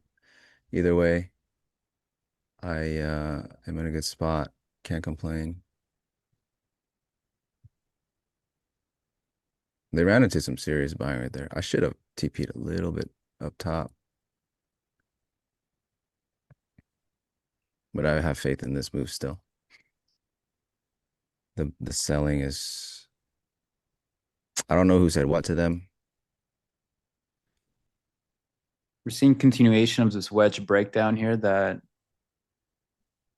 was the setup here. It was sort of the break lower was the failure to hold 40s and push up, but now we need to see if there's follow through to the downside. Price action is kind of slow now. I mean, it is Well, OPEX. the action's slow, but the volume is big. They're really Yeah. trying to dump this, and there's just so much passive buying in the way.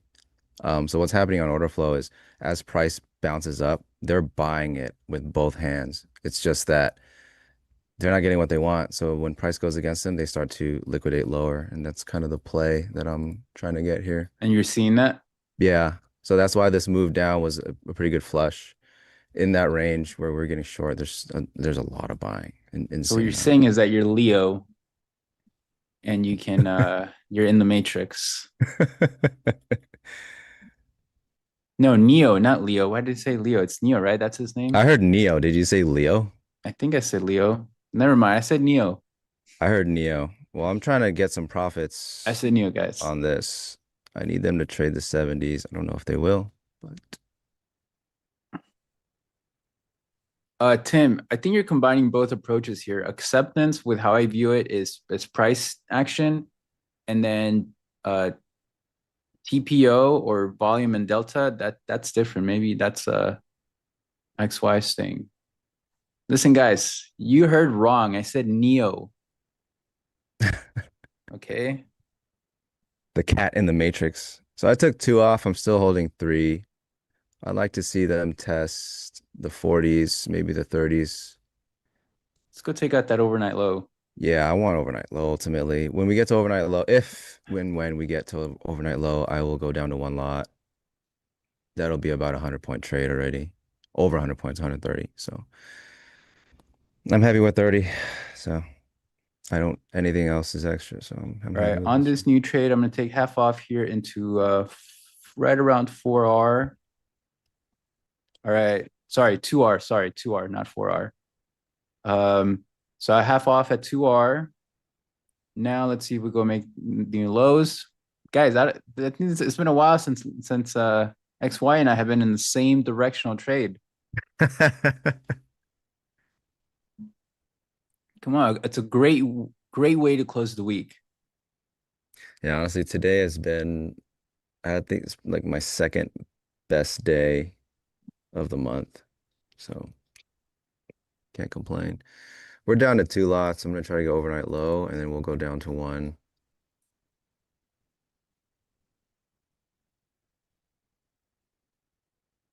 You said there was like a heckler in the chat earlier or something like that. Yeah. What do you say? I love that stuff. I don't want to say it. Oh, it's too mean. I'll tell you outside of this. Yeah, DM me.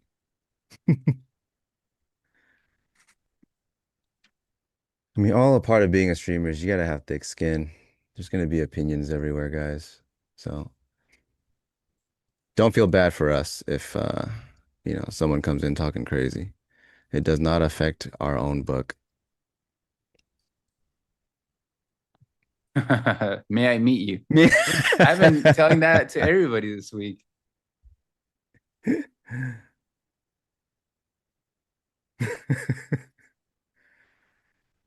Yeah, I think it's just like a misery, projecting misery, talking their own book in a sense. So I don't really pay too much mind to it. It's just entertaining for me to read. Can you share your charts?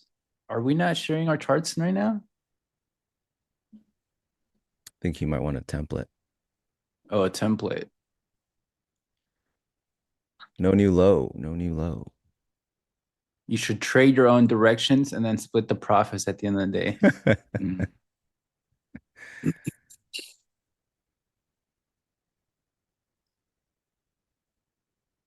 Yeah, so Chris was never long. I was long, but I pivoted short because the guys that I were betting on, they got really stuffed. For anyone that watches order flow, yesterday's high that led to the big move down, the same thing pretty much just happened up there. Um, so my idea is, okay, not only did they get stuffed, all right, I'm out break even on the rest of my position. I will look for another offer though. All right, If close the they're rest of gonna mine near break even as well. So I could go for it. actually collect some profits there.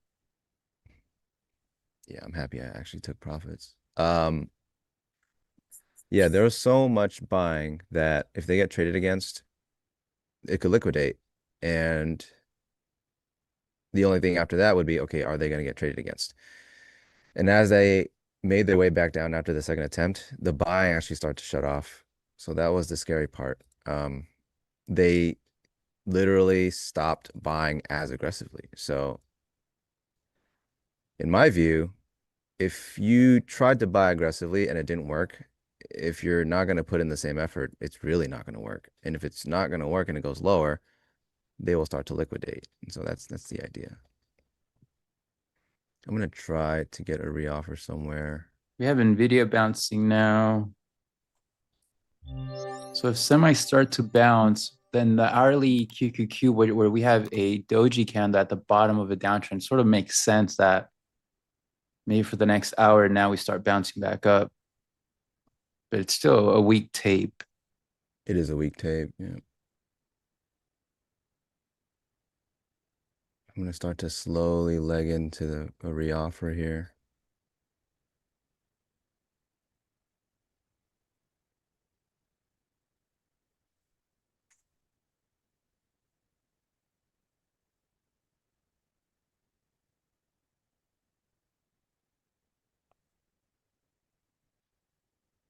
You guys are long 960 and 945. Look at you guys. Awesome trade. I'm out of that short. 960. Oh, that was right after that bump. Failed to make new low. I still think new low. Just don't know where to get in yet.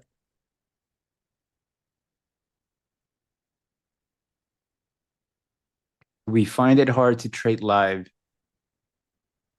Uh, I don't think so. I think Not what for makes it me. trickier for me is trying to interact at the same time. Yeah, we're like when you're focused and trying to get in a trade or manage a position, yeah, it's we don't look at the chat. But like guys, you guys shouldn't as well if you guys are managing your own positions.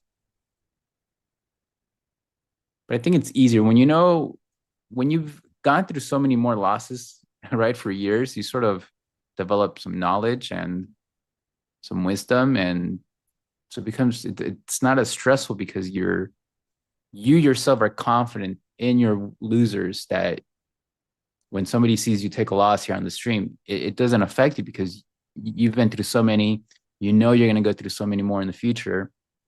It's just part of the strategy. Yeah, it doesn't affect you when you take losses all the time, which is what I do. I get out of trades all the time.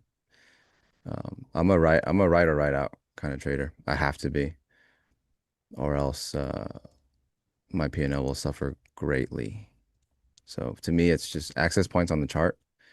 Either they're going to work out or they're not. Anything in between is up to chat to criticize as they will.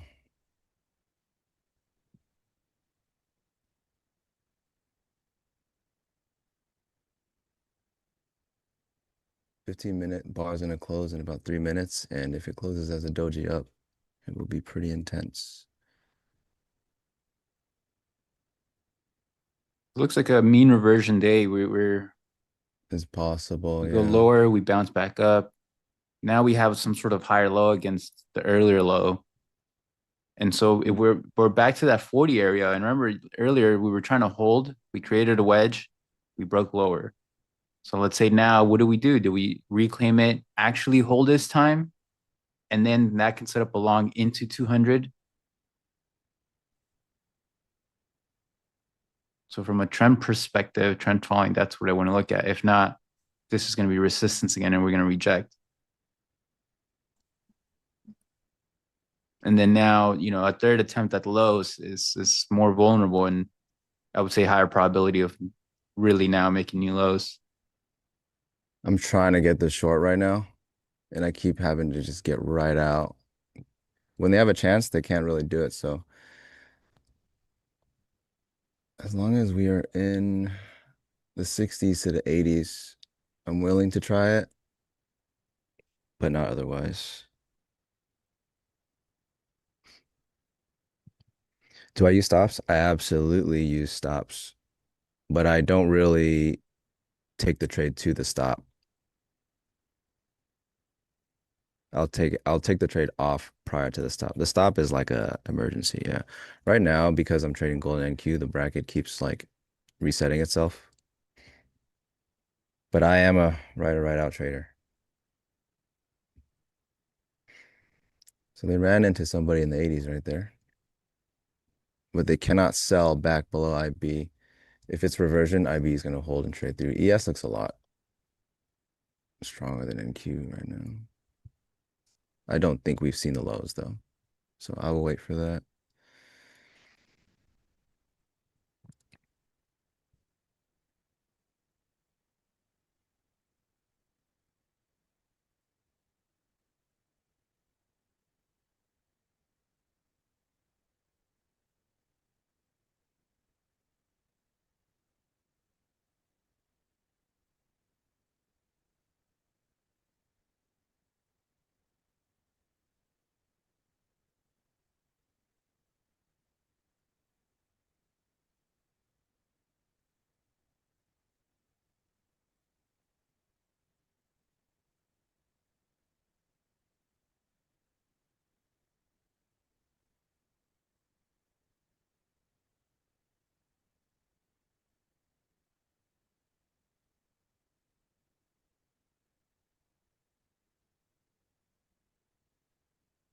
I'd try to add on this sell tape if they can give it to me. But we are being careful right here on this in this spot. Right or right out right here.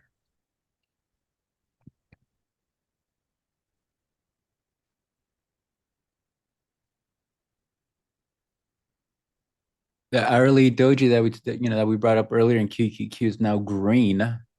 When does it close? Very wary. I'm very wary of the 15-minute candle that just closed in NQ. In 15 minutes, we close the 15-minute NQ. Yeah, That's it's a good one for sure. yeah. Coming You're off two long or you're bottoms. short? What are you? Let's see. I just scratched out my short, but I'm willing to reinitiate if the tape says so. Tape is not saying so right now. I mean, both, I'm looking at Qs and SPY outside of ES and NQ, and we're trying to build a hammer here on the hourly. Yeah. We I'm have a looking in the 30 semis. minute inside There's a candle, buyer 15 jump in the minute. tape.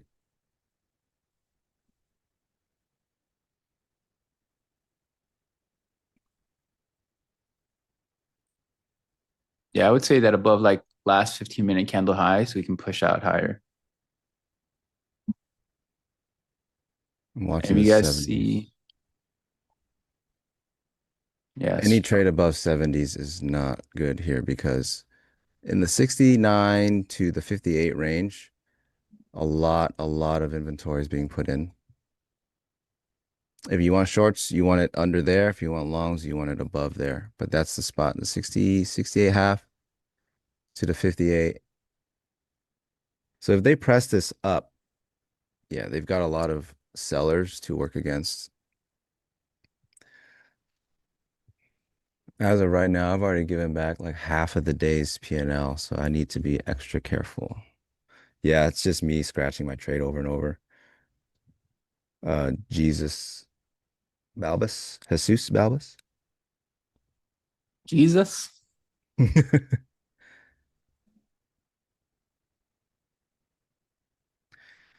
No, not second best day of the month anymore. Maybe by the end of things, by the end of the stream. We'll see. Still got about an hour. I do like to participate with this kind of tape, but it's all relative, right? Sometimes you get what you want, sometimes you don't, but it's very opportunistic for my trading style because I scratch a lot of things.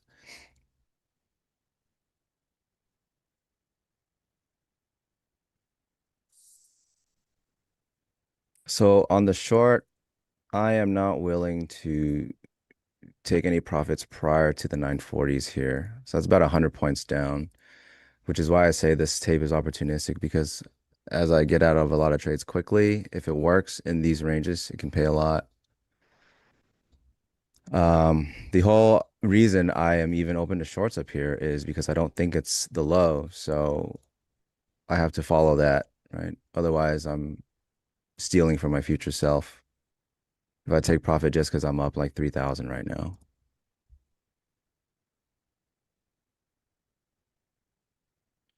So I'll put in buy limits down here. Good rejection. This is building energy now for a good move here. We're in a 5-minute wedge. Let me share that. What I hate about this move is it was so violent that it did skip a lot of buying, and it's likely to retrace at some point before it goes back down maybe, but I'm hoping it's just violent enough to cut to my TP right now. They can go ahead and rebid a new low or something.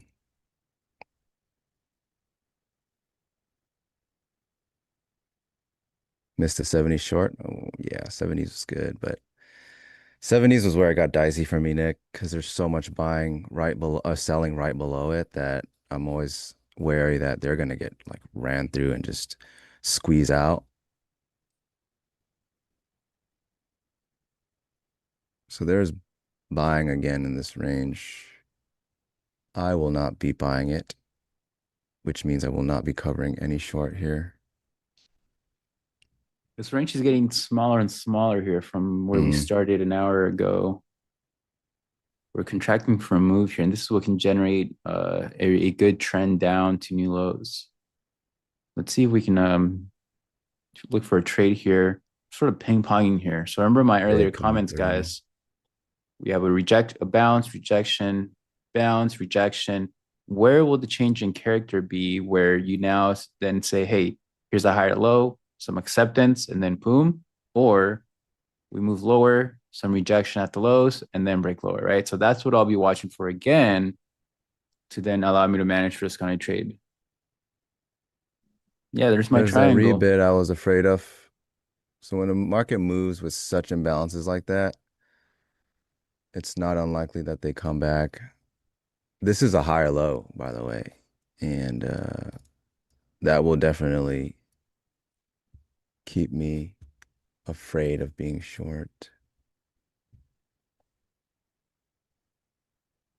I need to see strong tape again up here.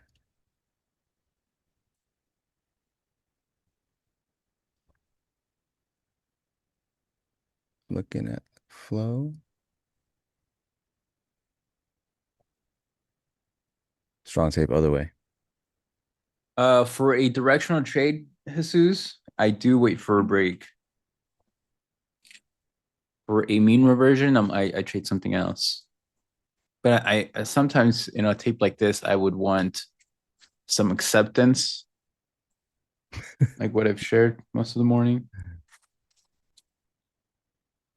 Again, that I keep bringing up that hourly doji XY, but it's signaling something. Well, we've got really bullish 15-minute bars right now.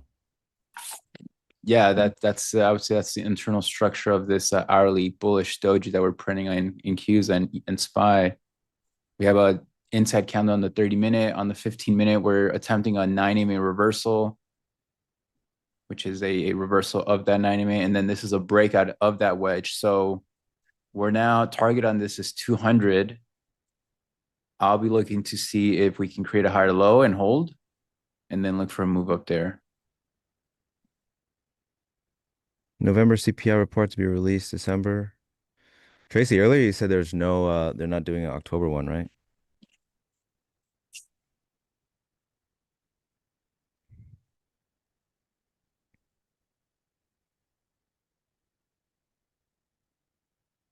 The buy tape is fading again. ES. Yeah, I would say, I mean, it's quite literally a double bottom. And then they put in that higher low, which is instant 100 points for anyone that took it. We saw the bid come in. That's for sure. They built that volume down there. If Yeah, anyone's tracking this is that. bullish action here. In the short term, we have an hourly bullish hammer at the bottom of a downtrend. So it's attempting to now have an hourly bounce. 15-minute reversal triggered for both ES and NQ. It's so choppy, but it's higher time frames are constructive of higher prices.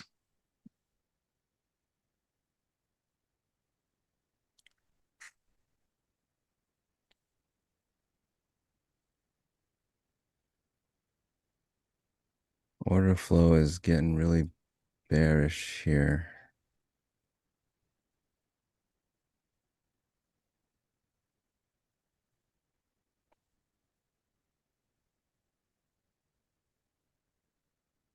Scratching out of that. I think We the can see if we can 130s. We can trade create these a higher 130s. low to push out, because this is a change in character for what I'm looking at. We just need to confirm that with a higher low. Due to the type of tape that we're seeing, I can't just put on a directional long without some acceptance first. But this has a target at 200.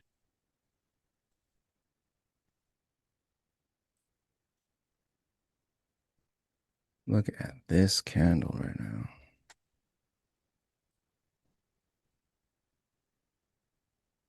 I remember Nvidia starts to bounce, and right when it started, that's when price started to change. Yes, back to the open.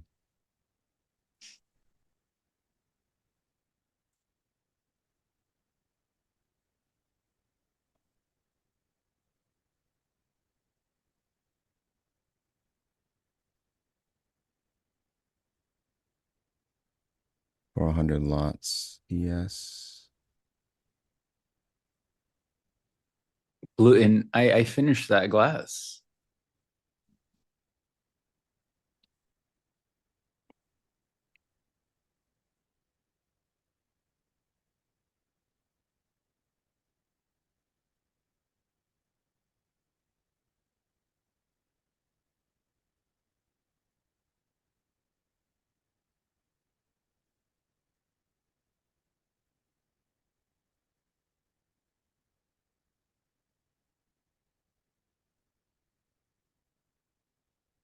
Guys, we're at 540. We're so close to 700 likes.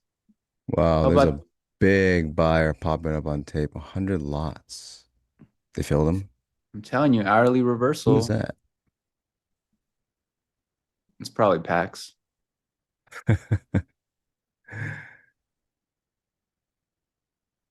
Huge. He really wanted to fill it too. He actually chased it up.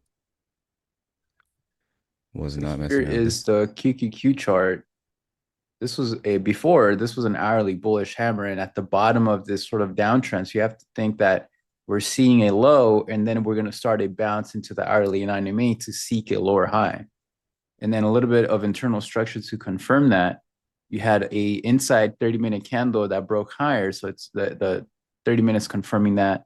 On the 15-minute, you have a 9MA reversal inside that hourly bullish hammer. So multiple time frames here are changing that structure here. And then you have a 5-minute wedge breakout on the Qs. So you plot the Qs with NQ. Yeah, Pretty much. just to help me see like RTH action better.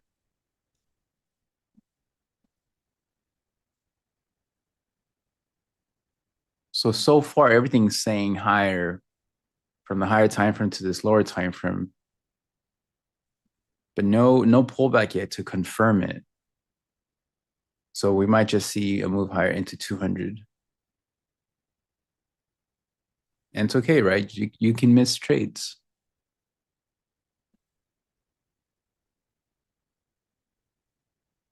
Why does 100 lot buyer show up red as in shorts? You're probably looking at Delta.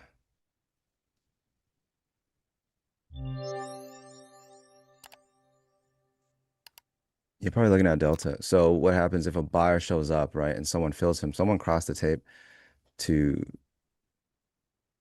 aggressively sell into him. Yeah, I'm trying to gluten. I'm trying to get this short right here. I'm waiting to see this tape really show up, and it did right there, and then now it faded. So I'm waiting to. I'm stepping off. I'm not gonna get in the way of it.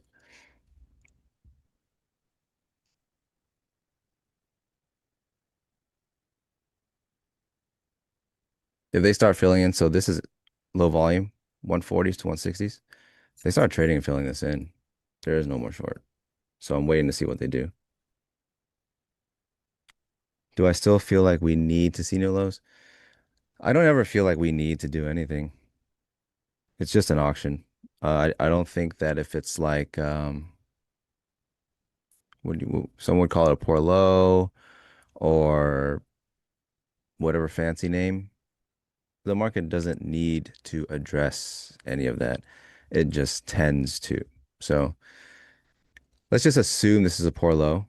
It's not the best low, which is why I was targeting short earlier. Let's assume this is a poor low, right? By definition. The likelihood is yes, eventually it gets traded through. But if the market continues to trade away from it, it's telling you, hey, this is not something that they're interested in doing for now, right? So someone can sit and be like, well, I'm going to keep averaging down on shorts because we'll do it at some point. That's pretty much how you blow up. If you start to see the market try to make its way down, that's different.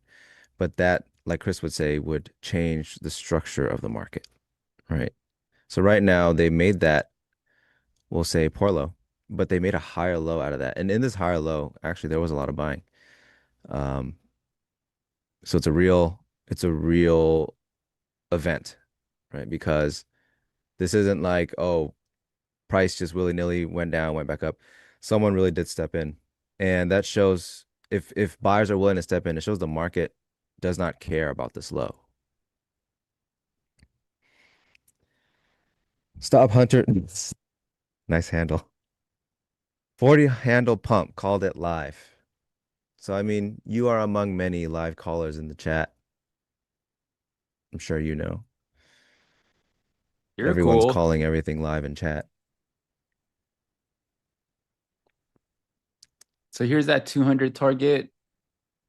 If somebody bought the wedge breakout, or I'm talking to my group here, if you guys bought the wedge breakout, you are now in this new 5-minute 9 MA uptrend, and here's the first target where you take partial profits and then see if we can continue higher.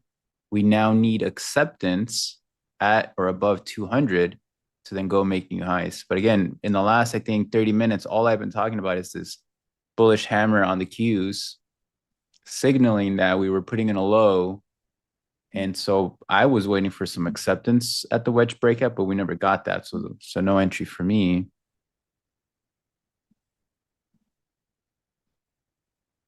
So easy, just long caught that 10 ticks. And there are also trolls in the chat.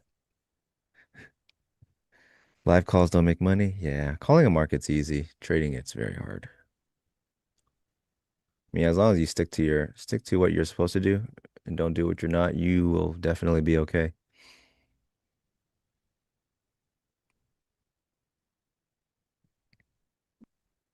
Someone is short ES. That's a scary short for sure. What was it, like 1 point from the high, maybe? Yes, back to, so we're filling out this range, which is just creating energy for the next big move here from 65.43 to 65.93. So eventually when we form some acceptance, if we do that here at 93, the next target will be 66.17. And then if we go back to the trade plan from this morning, let me go here. Sort of ping-ponging here, but scenario 2 is alive here. If we do find acceptance at 24,200 or 24,000, 200, 240 area, then we can go back to scenario 1 and push up to 350s for ES. If we can find some acceptance at 65.93, then we go back up to backtest this week's sort of consolidation low, this range here. That would be the main obvious target on a break above 93.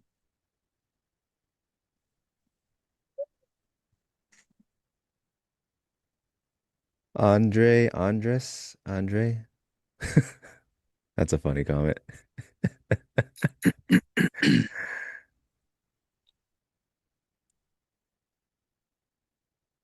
Well, I mean, for what it's worth, everyone's calling the markets in chat today. I hope you are making money off of it and having a good weekend because it is Friday.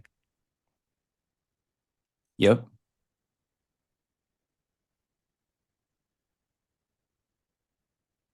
Looks like we're looking to short the OR. I don't know about any shorts. Man, dude, see you later, man. Hit the like. Yeah, hit the like before you leave, guys. Later, man, dude. We're into that resistance here. Now we need some acceptance up here to see higher. So for my approach, I'm going to be waiting for that to then participate in a long. Up Cheesecake Factory. 990 on 3 micros. That's insane.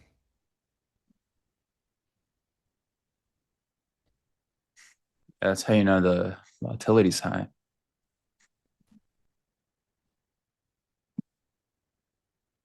One to 3 micros, 990. I could never. It's a lot of points per contract there.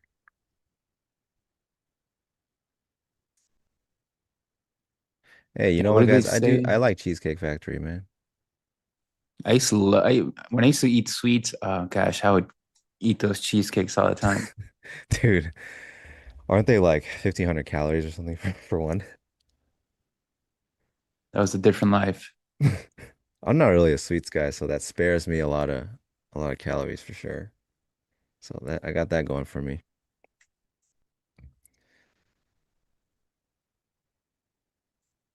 Yeah, I haven't had sugar since '89, so Well, it's a it's good still the year. same. It's still just as good, I think. Whole week's calorie in one meal at factory, yeah.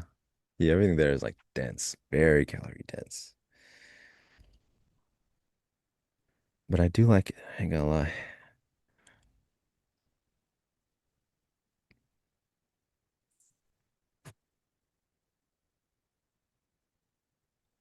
Yes, new high soon.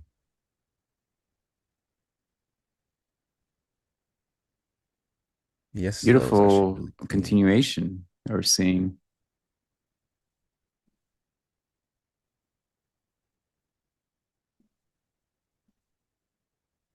So now ES is trying to break above 93. Look at that strength. Again, guys, I have to remind you guys what we were seeing earlier, right? The hourly hammer, 15-minute reversal. Very good action.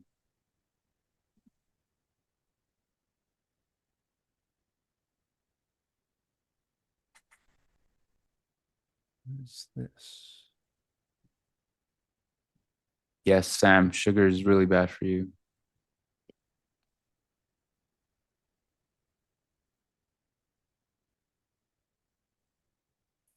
Michael, I don't use Ninja on TradingView. I just chart on TradingView. But I think so. Yeah, I have data for TradingView and Ninja.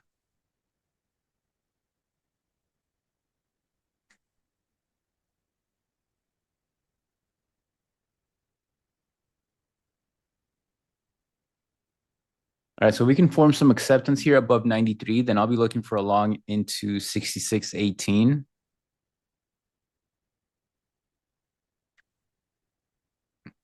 Morning, Hey, Shab. Shab. Yeah, it was raining like super heavy when I got up around 5-ish.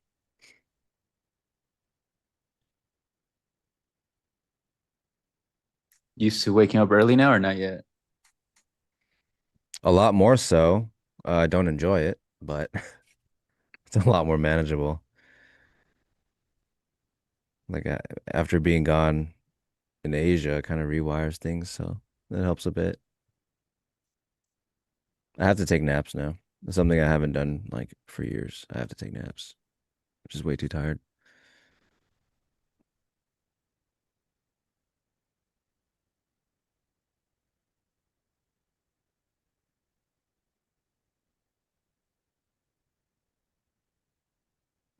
RTY up 2%. Yeah, it's long. It's strong.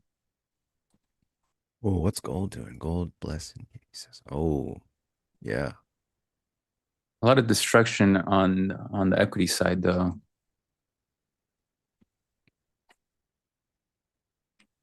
Helps gold out. 212 EXO.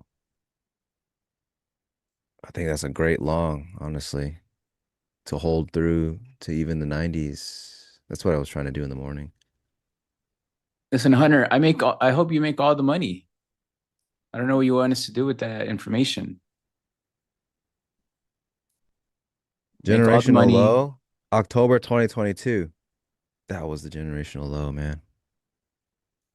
I'll never forget it. Let's pray for the guy shorted ES.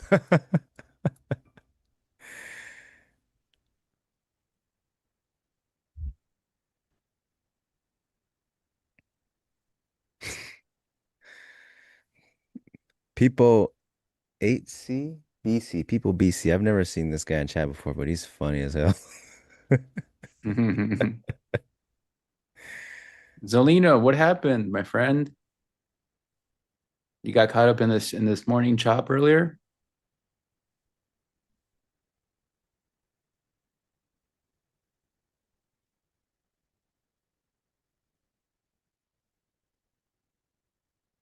Paper cuts.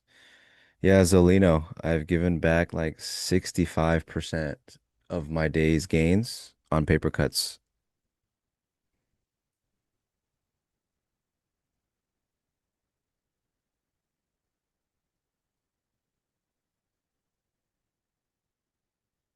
Let's go. Most held nearby options. 75. Let's see. Oh, we're at 75 now. We're at are we at 600 likes? Where are we at? 601. Guys, we're so close to that 700. We can get You gotta there. help us or we can't leave. Actually, Jim's not here. We can do what we want. It's our show now. You guys ain't going nowhere. Full gluten. Yeah, I mean, 90 is not too bad. I don't think I want to do that though. I think 65 is good enough. 65 is all right. I think I think that's good enough for me.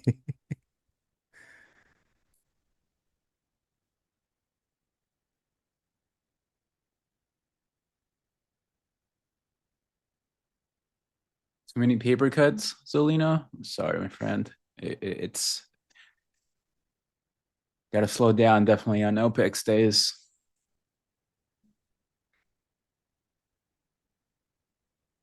Look at this hourly bar.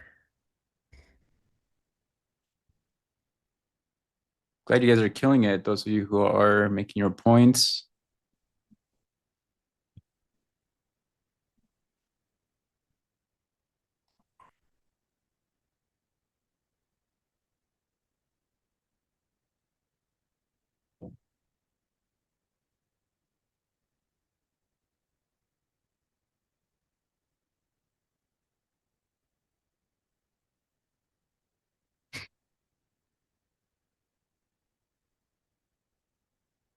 People's grandma making money right now. Yeah, she has a new retirement set up. People hooked his grandma up.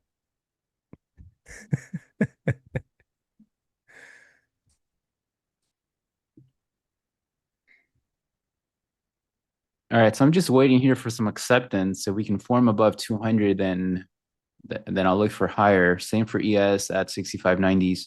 There is some resistance in ES at 66.1820 as we backtest this week's prior consolidation, which should be heavy resistance. That's really what we need to reclaim on higher timeframes in order to to get a little bit of a change in character and to confirm that these buyers do have strength, right? So far, this is a sort of buy from the lows into that resistance that we're seeing. But can we reclaim that? And I'm talking over here, I'm looking at the wrong charts. Can we reclaim this 66, 18, 20 area? And then that'll really create a change in character from the sellers that showed up.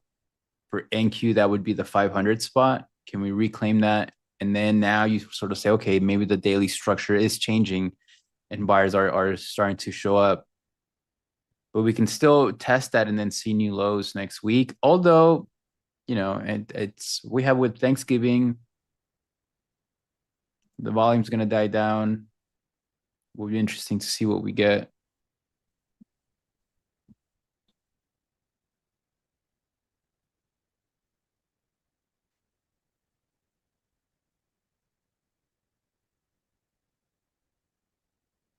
Turned out rest of the day. It wouldn't be surprising, honestly. It's quite a bottom. It is. Double bottom. Two big efforts on sell side, with pretty good sustained buying for the high low. And we are trading above majority of the selling for the day right now. A huge majority. So they're not getting what they want anymore.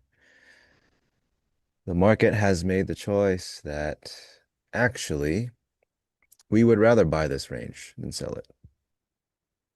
Back above the 400s here, where there was that taper last time, they made their choice.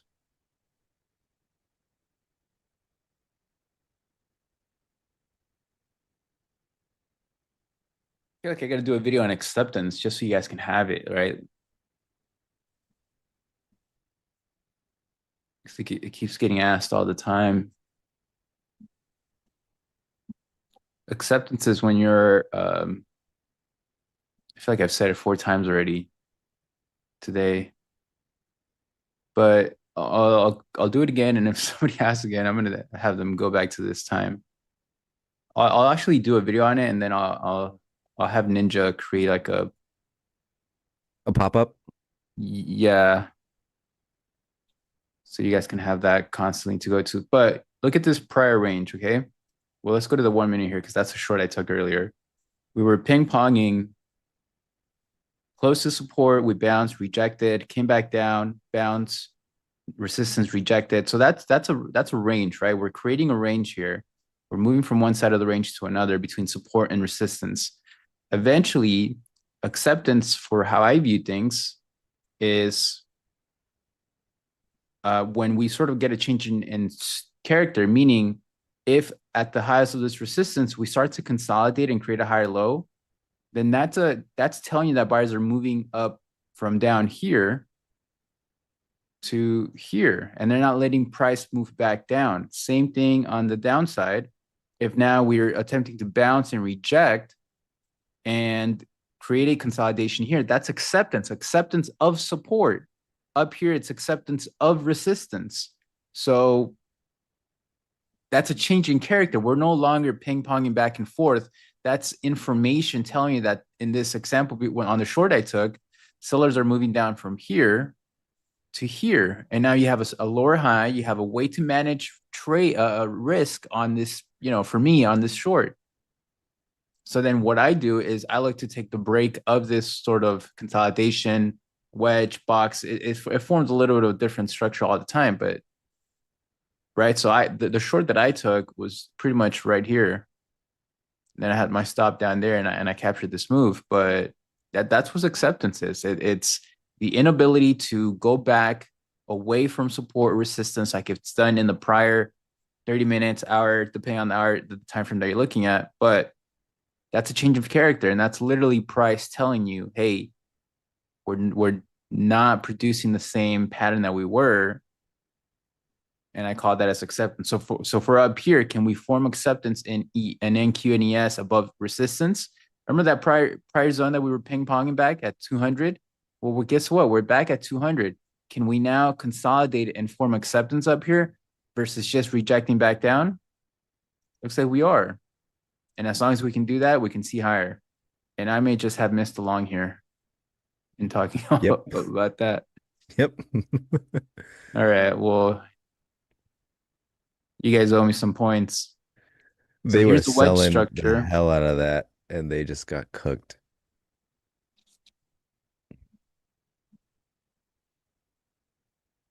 Hey, thanks, Fractal. Yeah, a new Chat with Traders interview just came out. I think that's my third one with them.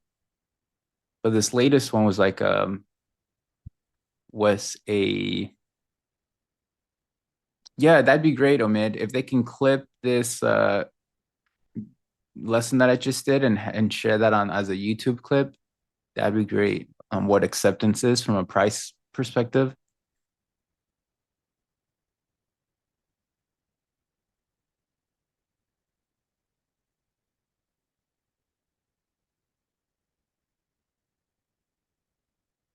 Oh yeah, so yeah, it's the third Chat with Traders interview.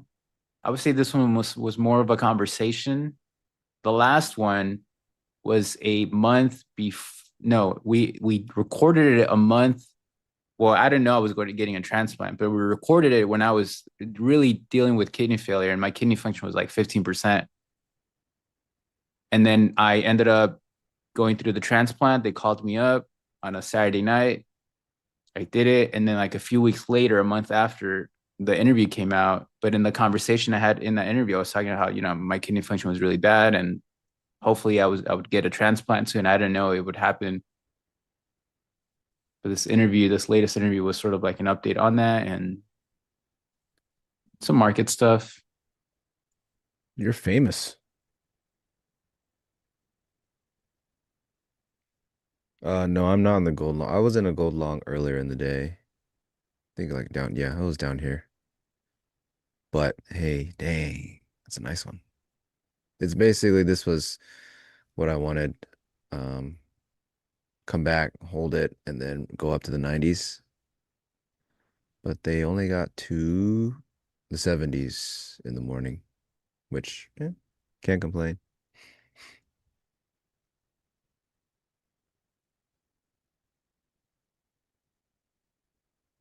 Look at that. So we have our wedge breakout here where I was looking for some acceptance. We're creating the first higher high, higher low. So as long as this higher low now holds, we can push up to 350s. For ES, I mean, ES has been very strong. Let me see if it created that. It created a very short wedge contraction here.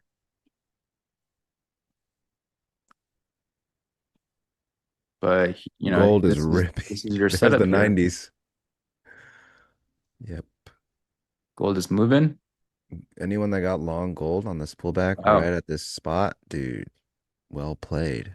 Well played. Well played.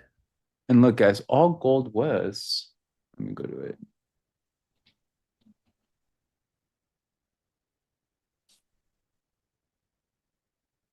What is it? MGC? What's the micro? Or let's go to GC.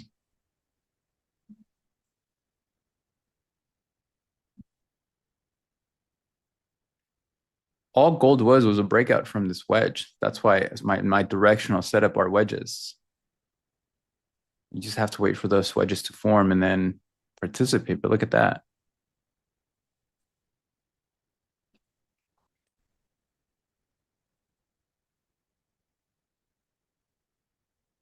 Oh, ES still moving. Yeah, small caps are helping it push out. All right, so this is the trade that I wanted, but I missed it going into education mode. But this trade would be at what?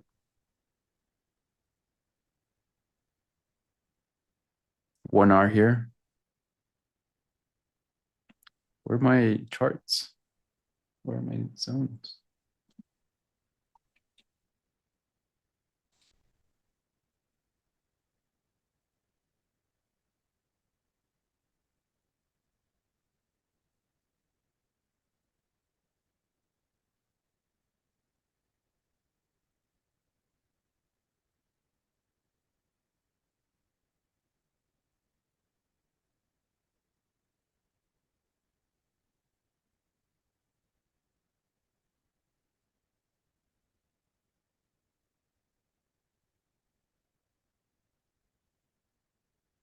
All right, ES is into 66.18, which is that back test of that breakdown or prior support. Let's see if it holds here.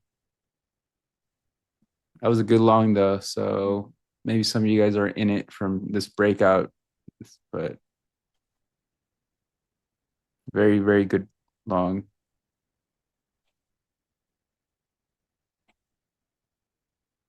Mini Pro's feeding his kids today. Hell yeah. People, what car you getting your grandma? Your grandma is printing today.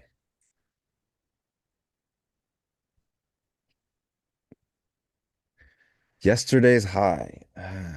It's a ways away. It's a bit of a ways away.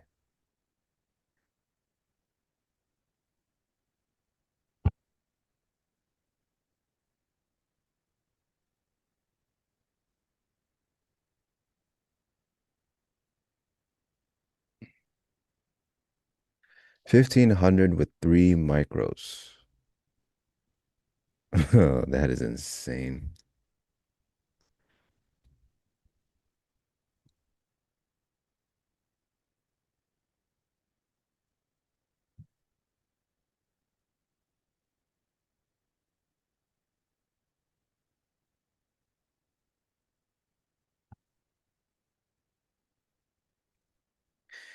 Well, where are we on the likes?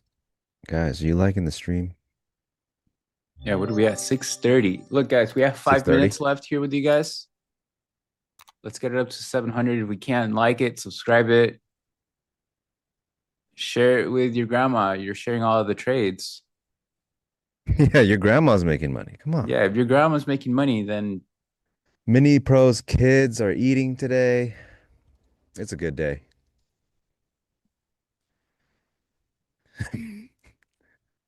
Everyone in the chat wants to meet everybody.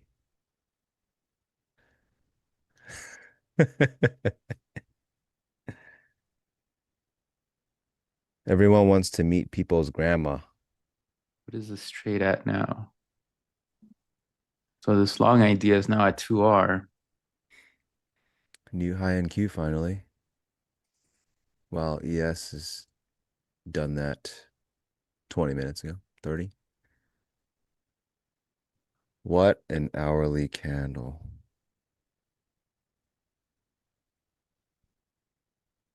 Yeah, we have an hourly 50 EMA wedge breakout as well.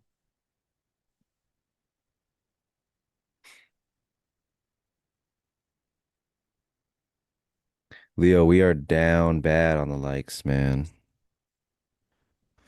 Everyone in the chat's too busy calling the market to the like.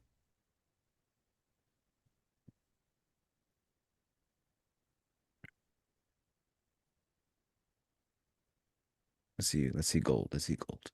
Oh.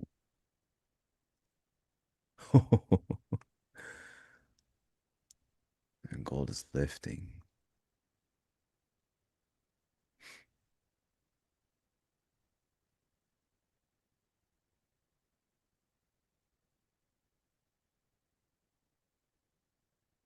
Still long one gold? Hell yeah.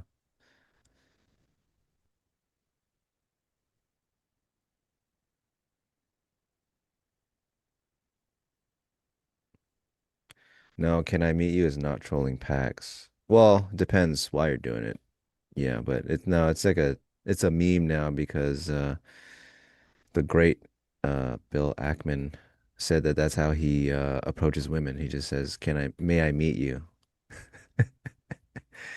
Hey, so look, when Pax gets on, guys, just say, "May I meet you, Pax," in the chat every time he's on.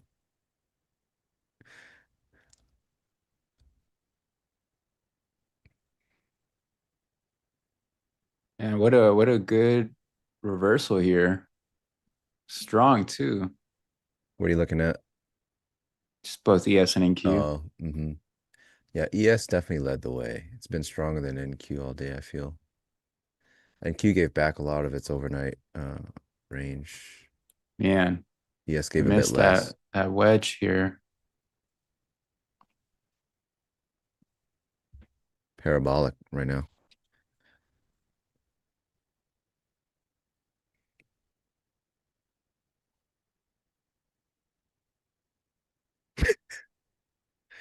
Stop Hunter, you've saved many grandmas today.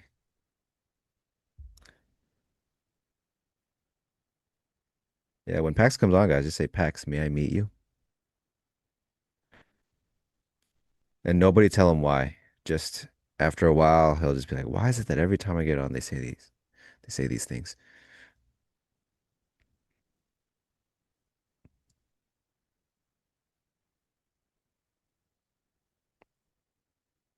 No, Jesus, I don't chase trades. This hourly candle. I need the setup there. Plus, there's a lot of opportunities throughout the week. You don't really need to chase anything. Like so many opportunities. Many trades a day, many days in a week, many weeks in a year. Yeah. What's the hurry, right? What's the hurry? It's always going to be another trade, another day.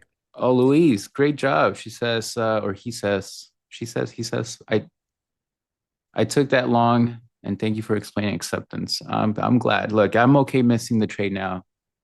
So it was my fifth time talking about acceptance today for you guys.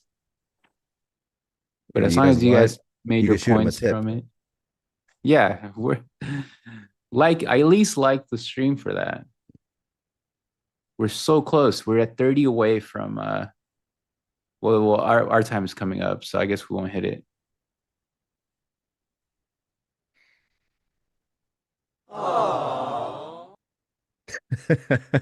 Move that green line higher. What green line? The green zone? We're now into that next training with Jose. You're a funny guy. You know, Jose, Chris would love to explain what acceptance is again, but our time is up. Otherwise, he would do it again and again and again, you know? Yeah, you want to close it out? Not especially. All right, guys, our time is up. You know the deal. It's Friday. If you've made money, you could probably go enjoy your weekend by now. If you haven't, unless you're getting long, you probably won't make any more money. So, um, that's gonna be it for us. I hope that's it for you guys. Thanks for watching, and we'll catch you guys next week. All right, guys. You guys take care.